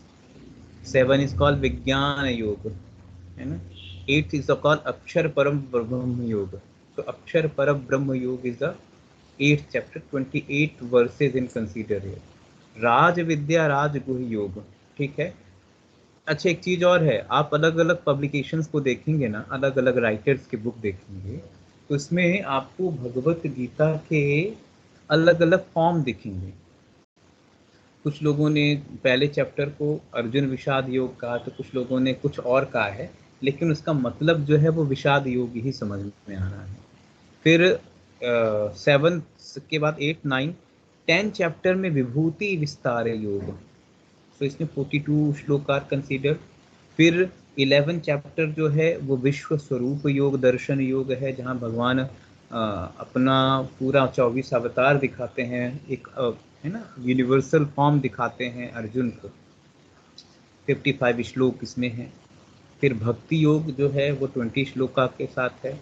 फिर क्षेत्र क्षेत्रज्ञ विभाग योग जो है वो 13 चैप्टर का है, वो 34 श्लोक के साथ है। फिर गुण त्रय विभाग योग जो है वो 27 श्लोक के साथ है, 14 चैप्टर। पुरुषोत्तम प्राप्ति योग जो है वो ऑलरेडी 15 चैप्टर का पार्ट है, इसमें भी 20 श्लोक हैं। 16 जो चैप्टर है दैवासुर संपद विभाग योग, इसमें भी 24 चैप्टर श्लोक हैं, है ना। फिर 17 चैप्टर में श्रद्धात्रय विभाग योग, तो श्रद्धात्रय विभाग योग जो है उसमें 28 वर्सेस हैं। और मोक्ष संन्यास योग इज द लास्ट वन, और उसके बाद महाभारत का युद्ध शुरू होता है, ठीक है। सो मोक्ष संन्यास इज द 78 वर्सेस कंसीडर।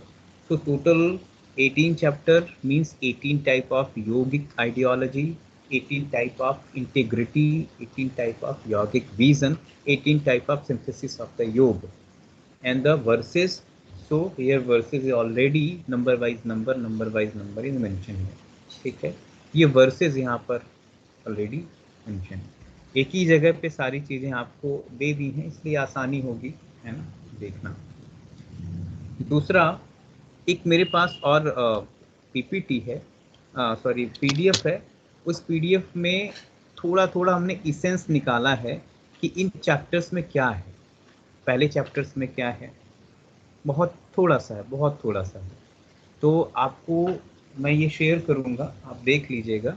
जैसे कुछ लोग केवल नहीं पढ़ते हैं ना, तो वो यहाँ से देखें, है ना, hesitations and the disappointments of the Arjuna. तो यहाँ अर्जुन का जो है ना विषाद योग है, ठीक है।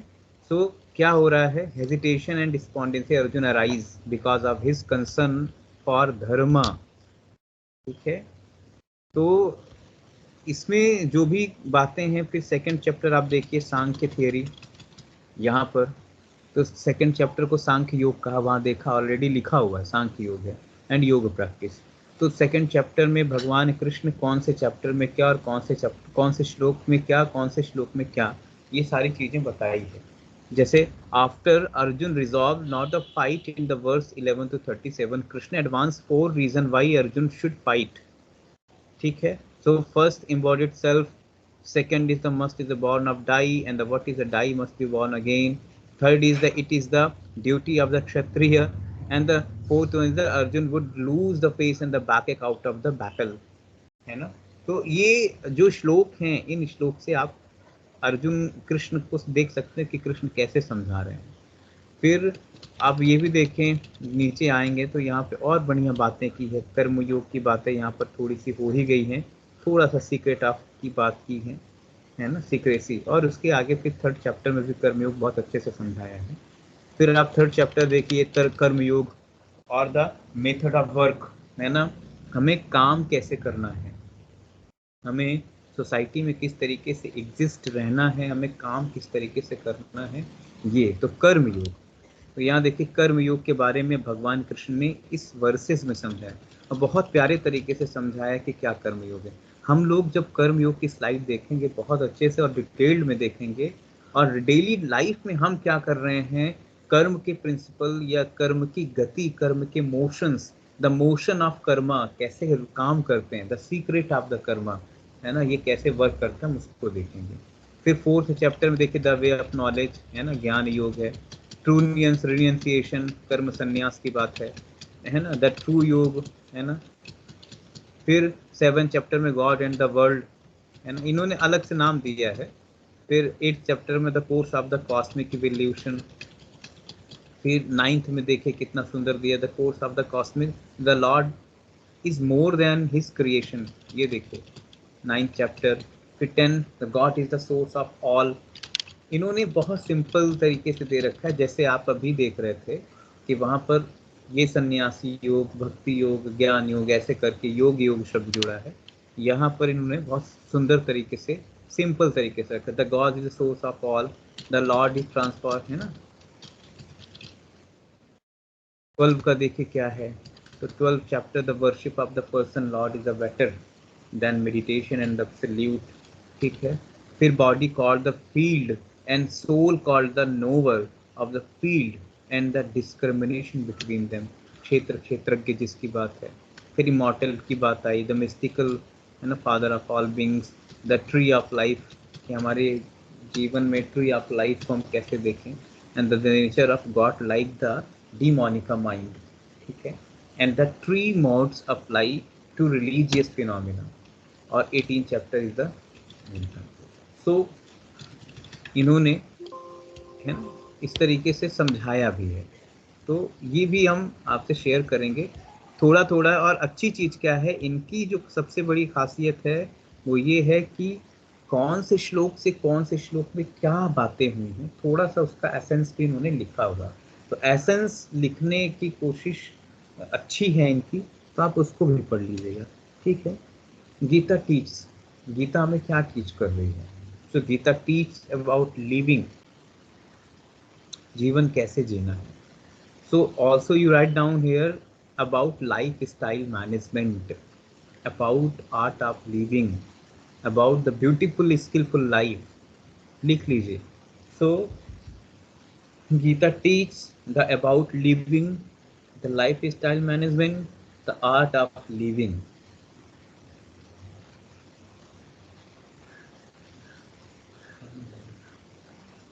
The second is to love and not hate.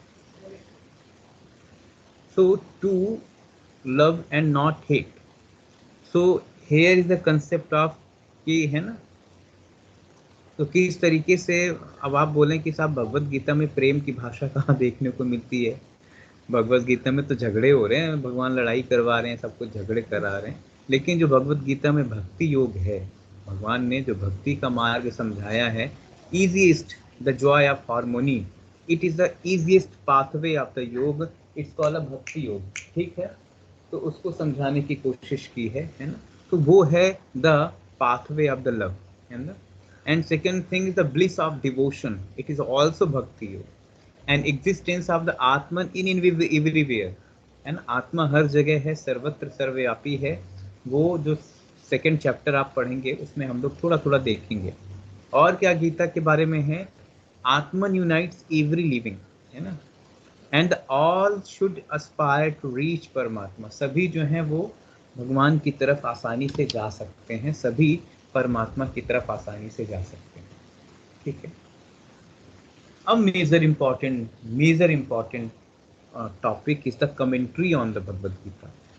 अब आपके दिमाग में, जैसे अभी हमने आपसे बताया ना कि कोई भी कहीं भी कैसे भी भगवद गीता आज के समय में लिख रहा है और वो कुछ भी स्तर पे लिख रहा है, कहीं से भी कॉपी पेस्ट कर रहा है, उसको कोई लेना देना नहीं कि मैंने क्या लिखा है, बस उसको ये दिखाना है कि साहब हम ज्ञानवान हैं, हम थोड़ा बहुत जानते हैं, हमारे नाम से किताबें चलती हैं, तो हमारा नाम है।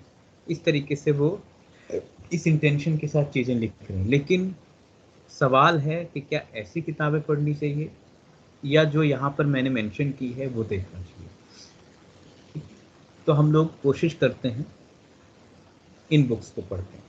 अब आप में से यदि मैं पूछूं कि आप में से किसी ने भगवत गीता अभी पढ़ी है, कोई भी राइटर की, किसी ने भी थोड़ा सा भी? Yes sir. कौन से राइटर की? सर ये पब्लिशर सर स्वामी ब्रह्मस्थान है सर। राइटर इसमें नहीं लिखे हैं। रामकृष्ण मठ नागपुर की है सर ये। ओके आपने आरके मिशन की किताब पढ़ी? यस वो सर। रामकृष्ण मिशन है ना, तो यस सर। उनके कई ब्रांचेस हैं। मेन ब्रांचेस तो जो है वो कलकत्ता दक्षिणेश्वर का है, फिर हर जगह है, कई आपके दिल्ली में भी है। दिल्ली में रामकृष्ण मिशन आप जानते होंगे, तो वहाँ पर भी है। तो उन लोगों का भी बहुत अच्छा कंपाइलेशन है, पढ़िएगा, वेरी गुड। ये जो नाम क्या है, पूरा टाइटल क्या है इसका? श्री रामकृष्ण विवेकानंद साहित्य भगवत गीता का, श्रीमद् भागवत गीता, रामकृष्ण मठ नागपुर सर, इतना ही दे रखा है। और पब्लिशर में सर स्वामी ब्रह्मस्थान, अध्यक्ष रामकृष्ण मठ, रामकृष्ण आश्रम मार्ग, ये लिखा है सर। स्वामी ब्रह्मस्थान अध्यक्ष हैं वो, ठीक है? तो ये जो है, आप कोशिश करें 3-4 जगह के यदि भगवत गीता आपको मिलते हैं तो आप पढ़िएगा। एक तो पांडिचेरी है ना, the essay on the Gita, Aurobindo की लिखी हुई बहुत बढ़िया बुक है। यदि ये मिल जाए, हालांकि अरविंद का स्टैंडर्ड थोड़ा बहुत ऊंचा है, क्योंकि उनकी जो बातें हैं, इतनी लिटरेरी इंग्लिश लिखी है उन्होंने कि वो कई बार समझ में भी नहीं आती, डिक्शनरी लेके बैठना पड़ता है, तो कई बार कठिन है। लेकिन आप देखिएगा यदि आपको समझ में आए। दूसरी बुक जो है वो बाल गंगाधर तिलक ने लिखी है ना, आप उसको भी देख सकते हैं, बहुत बढ़िया, वो भी इंग्लिश ट्रांसलेटेड है। तीसरी जो है, हालांकि लिखने को सभी ने लिखा है, तो वो देखिएगा। तीसरी ये जो अभी प्रभुपाद जी की जो कमेंट्री है ना, वो बहुत फेमस हो रही है आज के समय में। जैसे अभी आपने कहा, क्योंकि उसमें काम करने वाले कौन लोग हैं, तो उसमें काम करने वाले ज़्यादातर जो हैं वो ITN प्रोफेशनल्स हैं। जितने IT के फील्ड में हैं या जो भी टेक्निकल फील्ड के लोग हैं उसमें काम कर रहे हैं, तो उन लोगों ने भी बहुत अच्छे से समझाया है, ठीक है? तो आप वो भी देख लीजिएगा। और चौथी है अड़गड़ानंद जी की है। अड़गड़ानंद जी के दिए आपको मिले कहीं, अड़गड़ानंद, ठीक है? यूं तो बहुत सारे गीता के टाइप हैं, जैसे किसी ने सुना होगा अष्टावक्र गीता, सुना है किसी ने? Yes sir. तो अष्टावक्र गीता में, अष्टावक्र की जो गीता है ना, उसमें राजा जनक और अष्टावक्र के बीच में जो डायलॉग है वो भगवान कृष्ण और अर्जुन का नहीं है, ध्यान रखिएगा। गीता का मतलब क्या है? सॉन्ग्स, है ना, सॉन्ग्स, है ना, द मैसेजेस। तो ऐसे बहुत सारे आपको गीता मिलेंगे, है ना। मेरे पास सर गीता प्रेस गोरखपुर वाली भी है सर। हाँ वो भी है, वो भी आपको मिल जाएगी, है ना। लेकिन गीता प्रेस गोरखपुर की कैसा है, आप उसको पढ़ेंगे और उसके नीचे का ट्रांसलेशन बस पढ़ेंगे, लेकिन ट्रांसलेशन पढ़ने से एग्जैक्ट रूट पर या एग्जैक्ट मीनिंग पे आप नहीं जा सकते हैं। तो आपको थोड़ा सा कमेंट्री जो है वो देखनी पड़ेगी, तो कमेंट्री जरूर पढ़िए।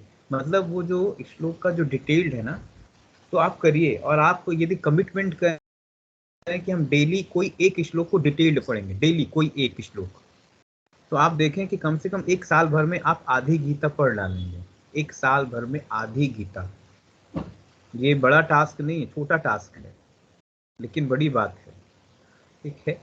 तो छोटे टास्क से आप बड़े होते हैं, है ना। तो कोशिश करिए छोटे छोटे टास्क लीजिए और कोई एक श्लोक लीजिए और उसकी डिटेल्ड देखिए। और केवल डिटेल्ड पढ़ने के बाद ये नहीं कि वो क्या पढ़ने के बाद भूल जाइए। आप ये देखिए कि हमने यदि पहला श्लोक ही पढ़ा और यहाँ पे धृतराष्ट्र उवाच, यदि धृतराष्ट्र कह रहे हैं धर्म क्षेत्रे कुरुक्षेत्रे, तो ये सवाल उनके मन में आया कहाँ से और इतनी बेचैनी क्यों है धृतराष्ट्र को। अब एनालिसिस करेंगे आपको बड़ा मजा आता है। धृतराष्ट्र के अंदर इतनी बेचैनी क्यों है, क्या हो रहा है पांडु पुत्रों के साथ, क्या हो रहा है कौरवों के साथ, क्या किया जा रहा है, क्यों? क्योंकि ये बेचैनी जो है वो आपके मोह को प्रेजेंट कर रही है, आपके अटैचमेंट को प्रेजेंट कर रही है। और धृतराष्ट्र से बड़ा मोही कोई नहीं था, पुत्र मोह था ना भाई। इस तरीके से मोह था कि पुत्र ने गलत भी कर दिया था तो धृतराष्ट्र ने तनिक कुछ नहीं कहा। यहाँ द्रौपदी के कपड़े उतारे जा रहे थे फिर भी धृतराष्ट्र ने कुछ नहीं कहा। पांडवों के साथ अन्याय किया जा रहा था फिर भी धृतराष्ट्र ने कुछ नहीं कहा। पांडवों को अज्ञात वनवास भेज दिया गया फिर भी धृतराष्ट्र ने कुछ नहीं कहा। और लाक्षा ग्रह में उनको जलाने की कोशिश की फिर भी धृतराष्ट्र ने कुछ नहीं कहा। क्यों? पुत्र मोह। तो अब देखिए मोह की इंटेंसिटी, और एक्सप्लेनेशन पढ़ेंगे तो बड़ा मजा आता है। वो जिन लोगों ने जिस तरीके से लिखा हुआ है तो देखिएगा। आप में से कोई महाराष्ट्र का है? महाराष्ट्र रीजन से कोई भी नहीं है? ओके। महाराष्ट्र के एक बहुत बड़े संत हुए, संत ज्ञानेश्वर, सुना है किसी ने? Yes sir. संत ज्ञानेश्वर की एक क्रिएशन है, किसी को पता है? उन्होंने एक बहुत अच्छी रचना लिखी है।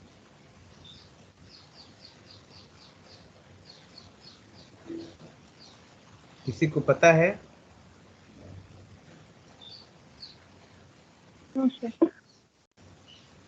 किसी को भी नहीं पता? संत ज्ञानेश्वर की बहुत अच्छा रचना है, गीता ज्ञानेश्वरी उन्होंने लिखी है। ज्ञानेश्वरी के नाम से जाना जाता है, ज्ञानेश्वरी। वो भी जो है वो भगवत गीता का एसेंस है, वो संत ज्ञानेश्वर नहीं। तो अब ऐसे लोगों को पढ़ेंगे ना तो आपको different type of taste, different type of intellectuals या डिफरेंट टाइप ऑफ एक्सपीरियंसेस अच्छा लगेगा। सबके अलग अलग लेवल और सबके अलग अलग अनुभव, ठीक है। तो हम लोग चलिए यहाँ से शुरू करते हैं। कौन सी अच्छी है मैं यहाँ सजेस्ट कर दूंगा आपको। इसमें से ऑलमोस्ट मैंने नहीं पढ़ी है, ठीक है, कुछ ही मैंने पढ़ी है। तो एक बुक है, ठीक है, सरलार्थ वर्षी टीका, वर्षिनी टीका, है ना। तो सरलार्थ वर्षिनी टीका जो है वो किसकी लिखी है? विश्वनाथ चक्रवर्ती, ठीक है। सो इन्होंने भगवत गीता पे कमेंट्री की है, ठीक है। ये बहुत पुराना है, ये शायद नहीं भी मिलेगा, आप ट्राई करिएगा यदि सरलार्थ वर्षिनी टीका मिलता है। फिर एक है गीता भूषण, बलदेव विद्या भूषण, ठीक है। तो गीता भूषण बुक का नाम है, राइटर कौन है? बलदेव विद्या भूषण, ठीक है। आप समझिएगा, यहाँ जो बोल्ड है साइड में है वो जो है वो राइटर है और जो आगे है वो बुक का नाम है। तो गीता भूषण, ये भी भगवत गीता पे अच्छी कमेंट्री है। फिर एक सत्यनारायण दास बाबा जी की बुक है, commentary on the Gita, Bhagavad Gita नाम से ही है, ठीक है। बाबा जी सत्यनारायण दास बाबा जी के नाम से, भगवत गीता के नाम से ये भगवत गीता, ठीक है। फिर Bhagavad Gita as it is, AC Bhakti Vedanta Swami Prabhupada, ठीक है। Bhagavad Gita as it is book का नाम है, Bhagavad Gita as it is. जो इस्कॉन के फाउंडर है वो कौन है? एसी भक्ति वेदांता स्वामी प्रभुपाद, ये इस्कॉन के फाउंडर हैं। तो इनकी एक और बुक है Bhagavad Gita on notes, the notes on Bhagavad Gita. तो एक और बुक है, ये भी आपको पढ़ने में मिल जाएगी, उन्होंने काफ़ी लिखा हुआ है। और भगवत गीता पे तो काफ़ी कमेंट्री हो गई है, बट इनकी जो कमेंट्री है जो प्रभुपाद जी की है वो है Bhagavad Gita as it is, ठीक है। ये देखिएगा, शायद मिल जाएगी। फिर BR श्रीधर महाराज की है भगवत गीता, ठीक है, commentary on the Bhagavad Gita, मतलब भगवत गीता नाम से लिखी हुई है। फिर कौन है? तो भक्ति विनोद ठाकुर, भक्ति विनोद ठाकुर ने क्या लिखा है? ये भी भगवत गीता, ठीक है। तो भक्ति विनोद ठाकुर की भगवत गीता, तो ये तो मैंने नहीं पढ़ी है, तो ये नहीं बता पाऊंगा। फिर आदि शंकराचार्य ने भगवत गीता पे लिखी है भगवत गीता बाई स्वामी शंकराचार्य। ये देखिएगा, ये मिल जाए तो नोट कर लीजिए, आदि शंकराचार्य भगवत गीता। आप गूगल करिएगा ना, आर्काइव में आप लोग आते हैं, आर्काइव का यूज करते हैं क्या? किसी को पता है आर्काइव में कैसे बुक्स ढूंढते हैं?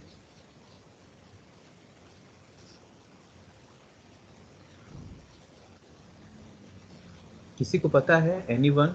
आर्काइव में कैसे बुक को ढूंढते हैं? archive.org। No sir. किसी को नहीं पता? ओ, चलिए मैं वो भी आपको बता दूंगा सरल से सरल तरीके, ताकि आप बुक्स आसानी से ढूंढ सकें। यस फिर सर। है एक भावार्थ दीपिका, ये बहुत अच्छी बुक है ना। ये दयानेश्वर की है। तो दयानेश्वर जो हैं इन्होंने भावार्थ दीपिका नाम से लिखी भगवत गीता पर कमेंट्री है। फिर एक लिखा है मधुसूदन सरस्वती ने गुहार्थ दीपिका। तो गुहार्थ मीन्स डीप मीनिंग, गु है means deep, artha means meaning. So Guhartha, Gudhartha Dipika है। सो गुथार्थ दीपिका। फिर है द होली गीता स्वामी चिन्मयानंद, ये भी पढ़िएगा, ये अच्छी है। The holy Gita Swami Chinmayananda mission. और चिन्मय मिशन इस समय काम अच्छा कर रहा है, वैदिक हेरिटेज को प्रमोट करने के लिए चिन्मय मिशन की बड़ी रिस्पॉन्सिबिलिटी है और वो बड़े स्तर पे काम कर रहा है, ठीक है। फिर है द गीता रहस्य बाल गंगाधर तिलक, गीता रहस्य, जिसको मैंने कहा ये भी पढ़िएगा, बाल गंगाधर तिलक का गीता रहस्य, ठीक है। फिर है स्वामी शिवानंद जी की कमेंट्री है भगवत गीता, ठीक है। स्वामी शिवानंद जी की कमेंट्री भगवत गीता। स्वामी चिदभवानंद हैं, ये भी ऑलरेडी डिसाइपल ऑफ सत्यानंद रहे हैं, शिवानंद रहे हैं, इनकी भी बुक है। फिर सर्वपल्ली राधाकृष्णन, ये तो जानते हैं आप लोग ये नाम, यस सर। है ना, डॉक्टर सर्वपल्ली राधाकृष्णन। इन्होंने the commentary on Bhagavad Gita book ही है इनकी, कमेंट्री ऑन भगवत गीता, ठीक है, लिखा हुआ है, ठीक है। और फिर मोहनदास करमचंद गांधी, इनको जानते हैं? Yes sir. इनकी भी एक बुक है डिस्कोर्स ऑन द गीता, ठीक है। और एक विनोबा भावे, इनका भी नाम सुना है? यस। विनोबा भावे की भी बुक है talks on the Bhagavad Gita, ठीक है। अब जो यहाँ पर हैं, ये देखिए सिद्धार्थ स्वामी की एक बुक है भगवत गीता, माधवाचार्य और ये जो हैं जैत्र्यरथ जो हैं, ये भी भगवत गीता पे हैं। लेकिन घूम फिर के यहाँ आते हैं ऐसे ऑन द गीता श्री अरविंदो। श्री अरविंद जो है पौंडीचेरी में जो इनका आश्रम अरविंद सोसाइटी, ठीक है, इन अरविंद इंटीग्रल सोसाइटी जो है वो ऐसे ऑन द भगवत गीता, इन्होंने भगवत गीता पर बड़ा काम किया है और ये आप जरूर देखिएगा, ये बड़ा डीप है, ठीक है। और फिर है आचार्य अभिनव गुप्त का है, ये गीतार्थ संग्रह करके इन्होंने इसको लिखा है, गीतार्थ संग्रह बुक का नाम है। आचार्य अभिनव गुप्त जो है वो ऑलरेडी राइटर्स हैं। और फिर है गुड टॉक्स विद अर्जुना, ये Paramahansa Yogananda. Anyone know Paramahansa Yogananda?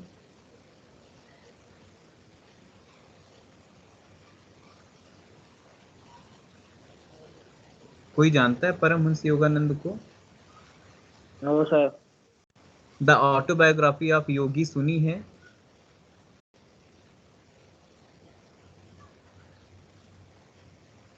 Sir कोई आइडिया नहीं। योगी कथा अमृत आप लोगों ने नहीं पढ़ी अभी तक? नहीं सर। अरे आप लोग पढ़िएगा उसको, बहुत अच्छी बुक है योगी कथा अमृतम। मतलब बहुत सुपीरियर बुक है, बेस्ट बुक है। हम लोगों ने तो मतलब अपने हॉस्टल टाइम में तो बहुत पढ़ी थी, और जितना अभी पढ़ोगे उतना नया लगता है उस बुक में। तो उसके जो राइटर हैं वो हैं परमहंस योगानंद। आपने क्रिया योग सुना है? क्रिया योग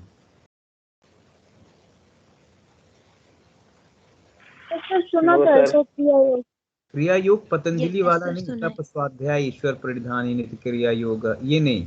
क्रिया योग जो है it is a specific type of breathing practice, tantric breathing practices in the input of some mantra and some specific rituals.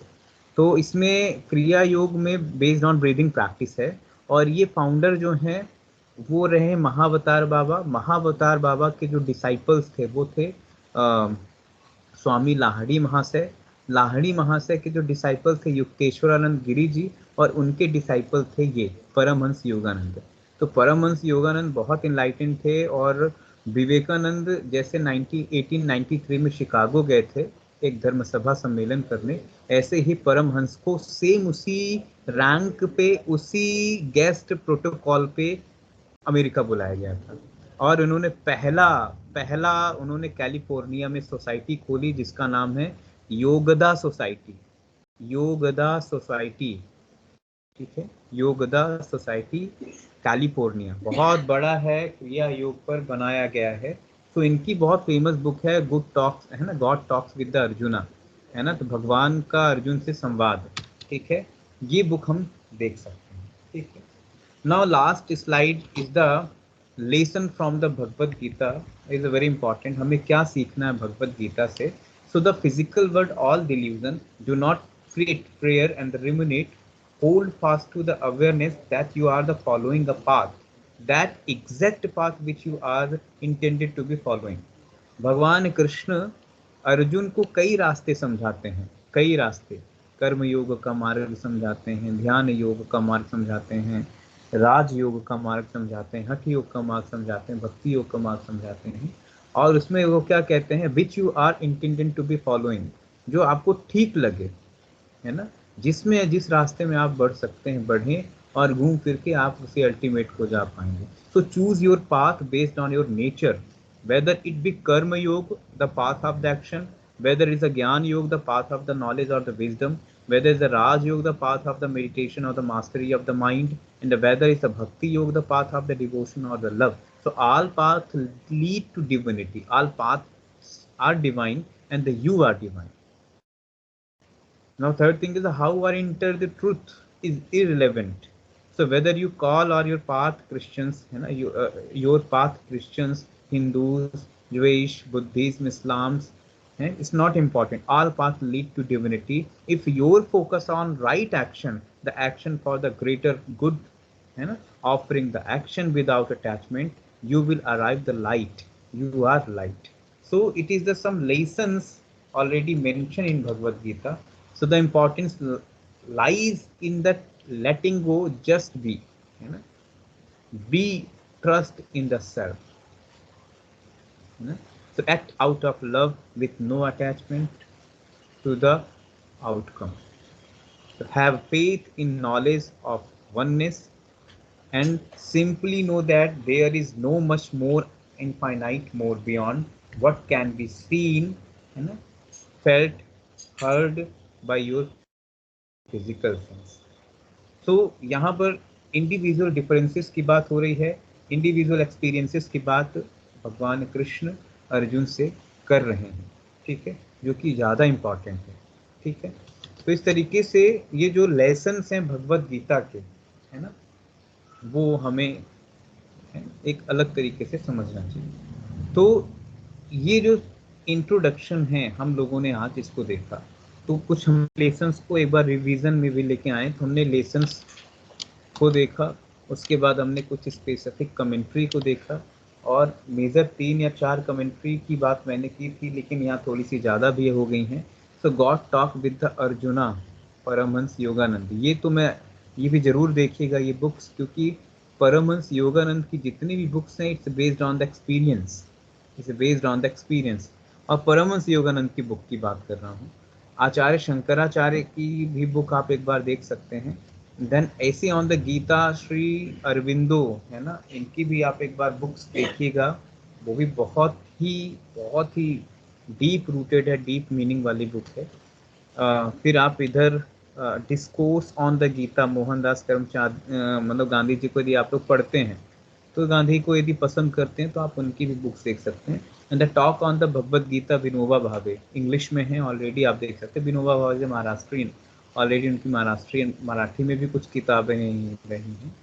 फिर स्वामी शिवानंद की बुक है गीता रहस्य, बाल गंगाधर तिलक, तिलक इज ऑल्सो महाराष्ट्रियन। तो Bal Gangadhar Tilak is a specific type of evolution movement based on book. Gita Rahasya ऐसे book थी जिसपे अंग्रेजों ने ban लगा दिया था, आपको पता होगा। गीता रहस्य जब बाल गंगाधर तिलक ने लिखी थी तो ब्रिटिश टाइम पीरियड में इस बुक पे बैन लगाया गया था। क्यों? क्योंकि इसको पढ़ने के बाद ज़्यादातर लोगों में रियलिस्टिक सिचुएशंस या यूँ कहें तो ब्रिटिश गवर्नमेंट के प्रति गुस्सा आने लगा था कि नहीं, हमें भी इनको विरोध करके बाहर निकालना। तो धर्म युद्ध क्या था? धर्म युद्ध, इस बुक को पढ़ने में लोगों के अंदर एक क्रांति की भावना जगने लगी। तो और फीलिंग ये आने लगा था कि नहीं, धर्म युद्ध ज़रूरी है, क्योंकि ऑलरेडी हमारा इंडिया सफ़र कर रहा है, हम स्लेव हैं, हम गुलाब हैं, और भारत माता जंजीरों में है ना बंधी हुई है, तो हमें आज़ाद कराना है। और जब तक आज़ाद नहीं करा लेंगे तब तक मानेंगे नहीं। और उस कंडीशन, उस टेंडेंसी को धर्म युद्ध कहा गया, और उसको बिहाफ पे ये बुक ने एक बड़ा रोल प्ले किया, जिसकी वजह से काफ़ी जो मूवर रहे हैं, जो मूवमेंट में भाग लेने वाले क्रांतिकारी रहे, उनको जेल भी जाना पड़ा। बाल गंगाधर तिलक को भी जाना पड़ा। ठीक है, ये बहुत पावरफुल बुक है ना गीता रहस्य, देखिएगा क्या है। द होली गीता स्वामी चिन्मयानंद, मैंने चिन्मय मिशन की बात इसलिए की क्योंकि चिन्मय मिशन आज के समय में खासकर वैदिक हेरिटेज को लेके शायद कोई अच्छा काम कर रहा है, तो वो चिन्मय मिशन कर रहा है। आपको पता होगा पूरे कोविड टाइम में चिन्मय मिशन ने डिफरेंट एज ग्रुप के लिए भी उन्होंने भगवत गीता के कैंप्स चलाए। भगवत गीता के कुछ इनोवेटिव आइडियोलॉजी वाले उन्होंने कुछ कॉन्फ्रेंस और सेमिनार किए, और किस तरीके से बाल संस्कार शाला एक उन्होंने टर्मिनोलॉजी रखी। हालांकि बाल संस्कार शाला इट्स नॉट इनोवेटिव टर्मिनोलॉजी, ये पहले से एग्जिस्ट है, लेकिन उन्होंने कहा कि बच्चों में कैसे संस्कारों को कल्टीवेट करें, how to cultivate a good habits, how to cultivate a good virtues on the mind, on child.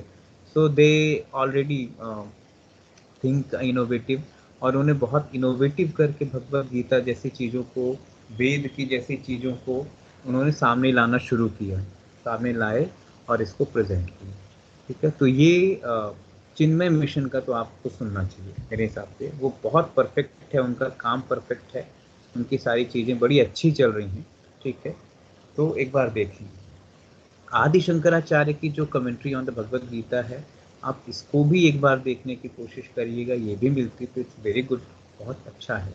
ठीक है, और उसके बाद यहाँ पर ये Bhagavad Gita as it is, Bhagavad Gita as it is, केशी भक्ति वेदांता स्वामी प्रभुपाद, इनकी कमेंट्री यदि आपको मिलती है आप उसको भी देख लीजिएगा। ये काम की चीज़ें हैं। ठीक है, ये बहुत ही काम की चीज़ें हैं जो आपको कहीं ना कहीं जोड़ के रखेगी। मैं नहीं कहता सारी कमेंट्री पढ़िए, लेकिन मैं कहता जो भी पढ़िएगा एक एक श्लोक डेली पढ़िएगा, और अच्छे कंसेप्ट के साथ पढ़ने की कोशिश करिएगा। ठीक है, अच्छे कंसेप्ट के साथ। ठीक, फिर ये गीता क्या टीच कराती है, तो ये भी हमने देख लिया कि it is a life style management, is the in life style management, different type of management, your time management, write down your time management, your leadership management, your relationship management, social management, intellectual management, skill management, है ना। जो भी हमारे अंदर चीज़ें हैं ना, integrate disintegrate हैं, how to manage it. So about the living and to love and not hate, the joy of harmony, the path of devotion, it's called a bhakti yoga. And the existence of the Atman is everywhere, and the Atman, Atman unites every living, and all should aspire to reach Paramatma. Okay. So this is that. Is there some summary already I have discussed? The Bhagavad Gita has described in 18 chapter. Each chapter has a particular verses. So first is Arjun Vishad Yoga, 47 chapter. Second is the Sankhya Yoga, 72 verses. Third is the Karma Yoga, 43 verses. Fourth is the Jnana Yoga, 42 verses. Karma Sannyas Yoga, 29 verses. And sixth chapter is Atma Sanyam Yoga, 47. Seventh is the Vijnana Yoga, is a 30 verses. Akshar Parabrahma Yoga is a 28 verses. Raj Vidya Raj Guhi Yoga is 34. Vibhuti Vistar Yoga is a 42 verses. फिर विश्व स्वरूप दर्शन is a 55. Bhakti Yoga is considered in 20 shlokas. क्षेत्र क्षेत्रज्ञ विभाग योग is the 34. फिर गुणत्रय विभाग योग is the 27. गुणत्रय विभाग means the specific concept of the trigun described in the 14th chapter. If you know the Bhagavad Gita's ideology about trigun, what is Sattva, what is Rajas, what is Tama, so Sattvic, Rajasic and Tamasic concept is given in 14th chapter. Purushottam Prapti Yoga. So Purushottam Prapti Yoga is already considered into 20 chapter. Daiva Asura Sampad Vibhaga Yoga. ठीक है, दैव असुर संपद विभाग योग. तो what is the quality of asur and what is the quality of daiv? It's called a daiv asur sampatti, है ना. So the specific type of quality of the good evils and the positive evils. Here mentioned 24 verses, and the 17th chapter is called Shraddha Traya Vibhaga Yoga, and it's also considered in Bhakti Yoga. And the Moksha Sannyas Yoga is a 78. ठीक है, तो इससे related है. फिर authorship की बात हमने की कि ये ऑथरशिप है. इन द इंडियन ट्रेडिशंस बता दिया कि किसने लिखा. वेद व्यास जी ने कंपाइल किया, ठीक है. व्यास जी ने बोला तो गणेश जी ने लिखा. फिर उसके बाद the Gita is the specific narrative framework of the dialogue between Pandav and Arjun. और इनको हम लोगों ने सिंबल फॉर्म में समझाया कि the discourse between the Jivatma and the Paramatma, discourse between the mind and the soul, discourse between the mind and integrity, discourse between the individual consciousness to universal consciousness. Write down, discourse between the individual consciousness to universal consciousness. So individual consciousness is a Arjuna and the universal consciousness is a Lord Krishna. ठीक है. And the specific message already here from Arjuna is filled with the moral dilemma, the despair about the violence and the death the war will cause in the battle against his, है ना, on king. तो यहाँ पर जो अर्जुन के अंदर एक moral dilemma की बात हो रही है, जिससे वो हिंसा नहीं करना चाहता है, किसी को मारना नहीं चाहता है. उसके अंदर एक ये भाव आ गया कि कैसे काम हो नहीं करना है. ठीक है, तो यहाँ भगवान उसको समझाने की कोशिश कर रहे हैं. And here is some specific introductory part of the Bhagavad Gita. So is the time period of the Bhagavad Gita about the 5000 year old and 18th chapter in considered Bhagavad Gita, and the 23 to 40 chapters about Bhishma Parv in the epics of Mahabharat, है ना, is the part of, है ना, this is the part of the Mahabharat. So which one? Chapter 23 to 40 है ना, Bhishma Parv is the part of the Mahabharata, and the comment upon by many and interrupted with their orthodox views, innumerable philosophical understanding, and have to understood very few practices. और उसके बाद ये concept. तो भगवद गीता को हम लोगों ने आज कैसे देखा, उसके इंट्रोडक्शन को देखा, उसकी इम्पोर्टेंस को देखा, भगवद गीता लेसन को लेके क्या चलती है, लाइफ को किस तरीके से मैनेज कर रही है, लाइफ की कौन सी बारीकियां हैं जो भगवत गीता समझाना चाहती है हम सभी को, भगवत गीता के क्या मैसेजेस हैं, भगवत गीता के क्या चैप्टराइजेशंस हैं, कितने चैप्टर हैं, हर एक चैप्टर्स में कितने वर्सेस हैं, हर एक चैप्टर्स की स्पेशलिटी क्या है। मीन्स 18 चैप्टर जो हैं वो अर्जुन की काउंसलिंग में बताए गए। तो अर्जुन सोचिए कितना बड़ा व्यक्ति जो हमेशा भगवान के है ना जवाब पर भी सवाल करता रहा। भगवान जब जवाब देते तो वो सवाल करता था। मीन्स एक तो चीज़ समझ में आ गई कि साहब यदि भगवान भी कहे तो मानो नहीं, क्वेश्चन करो। सो जिज्ञासा हमेशा रखिए, क्वेश्चनिंग माइंड हमेशा रखिए। और हमेशा देखा है इसमें अर्जुन ने काफ़ी क्वेश्चंस किए हैं, काफ़ी है ना, भगवान से काफ़ी क्वेश्चंस किए, काफ़ी लॉजिक्स किए, और भगवान ने उन लॉजिक्स के बड़े प्यार से, बड़े अलग तरीके से है ना उत्तर देते हैं, शॉर्ट आउट करते हैं, उसके प्रॉब्लम का सल्यूशन देते हैं। और ये भगवान की खासियत है, क्योंकि वो भगवान की स्थिति में हैं, और जो ट्रांसीडेंटल स्टेट में होता है वो चीज़ों को बड़े स्ट्रक्चरल, बड़े ही सुलझे हुए तरीके से, बहुत ही सिंपल और सहज तरीके से शॉर्ट आउट करता है। तो ये भगवान की खासियत है। तो आज इस टॉपिक हम लोग यहाँ पे कंप्लीट करते हैं, ठीक है, कल मिलेंगे, ठीक है, और आगे के टॉपिक के साथ जो है ना सिंथेसिस ऑफ भगवद गीता है, सांख्य योग की कुछ बातें हैं, थोड़ा सा वो करेंगे। कोई सवाल हो तो सवाल करिए, अदरवाइज शांति पाठ करते हैं।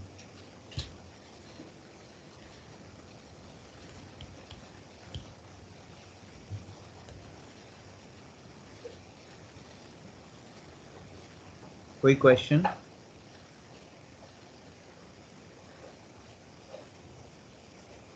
No sir. शांति पाठ करें। चलिए शांति पाठ। ओम विश्वानि देव सवितर्दुरतानि पराशुभ, यद्भद्रं तन्न आशुभ। ओम शांति शांति शांति, सर्वारिष्ट सुशांतिर्भवतु।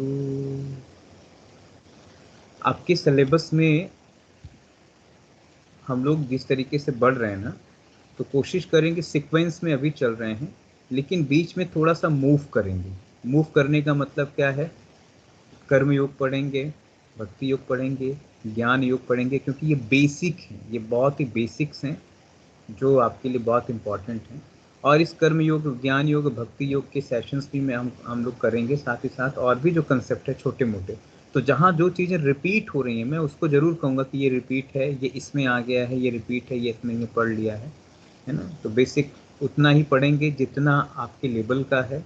आपका सिलेबस एक्चुअली डिटेल्ड है, काफ़ी डिटेल्ड, आप देख पा रहे होंगे एक ही चीज़ को 4 तरीके से लिखा हुआ है, तो डिटेल्ड सिलेबस है ना। हम टू द पॉइंट पढ़ेंगे, ठीक है, चलो ओके, ठीक है, नमस्ते, प्रणाम। Okay sir, thank you sir. हाँ, थैंक यू टू ऑल, नमस्ते। नमस्ते सर।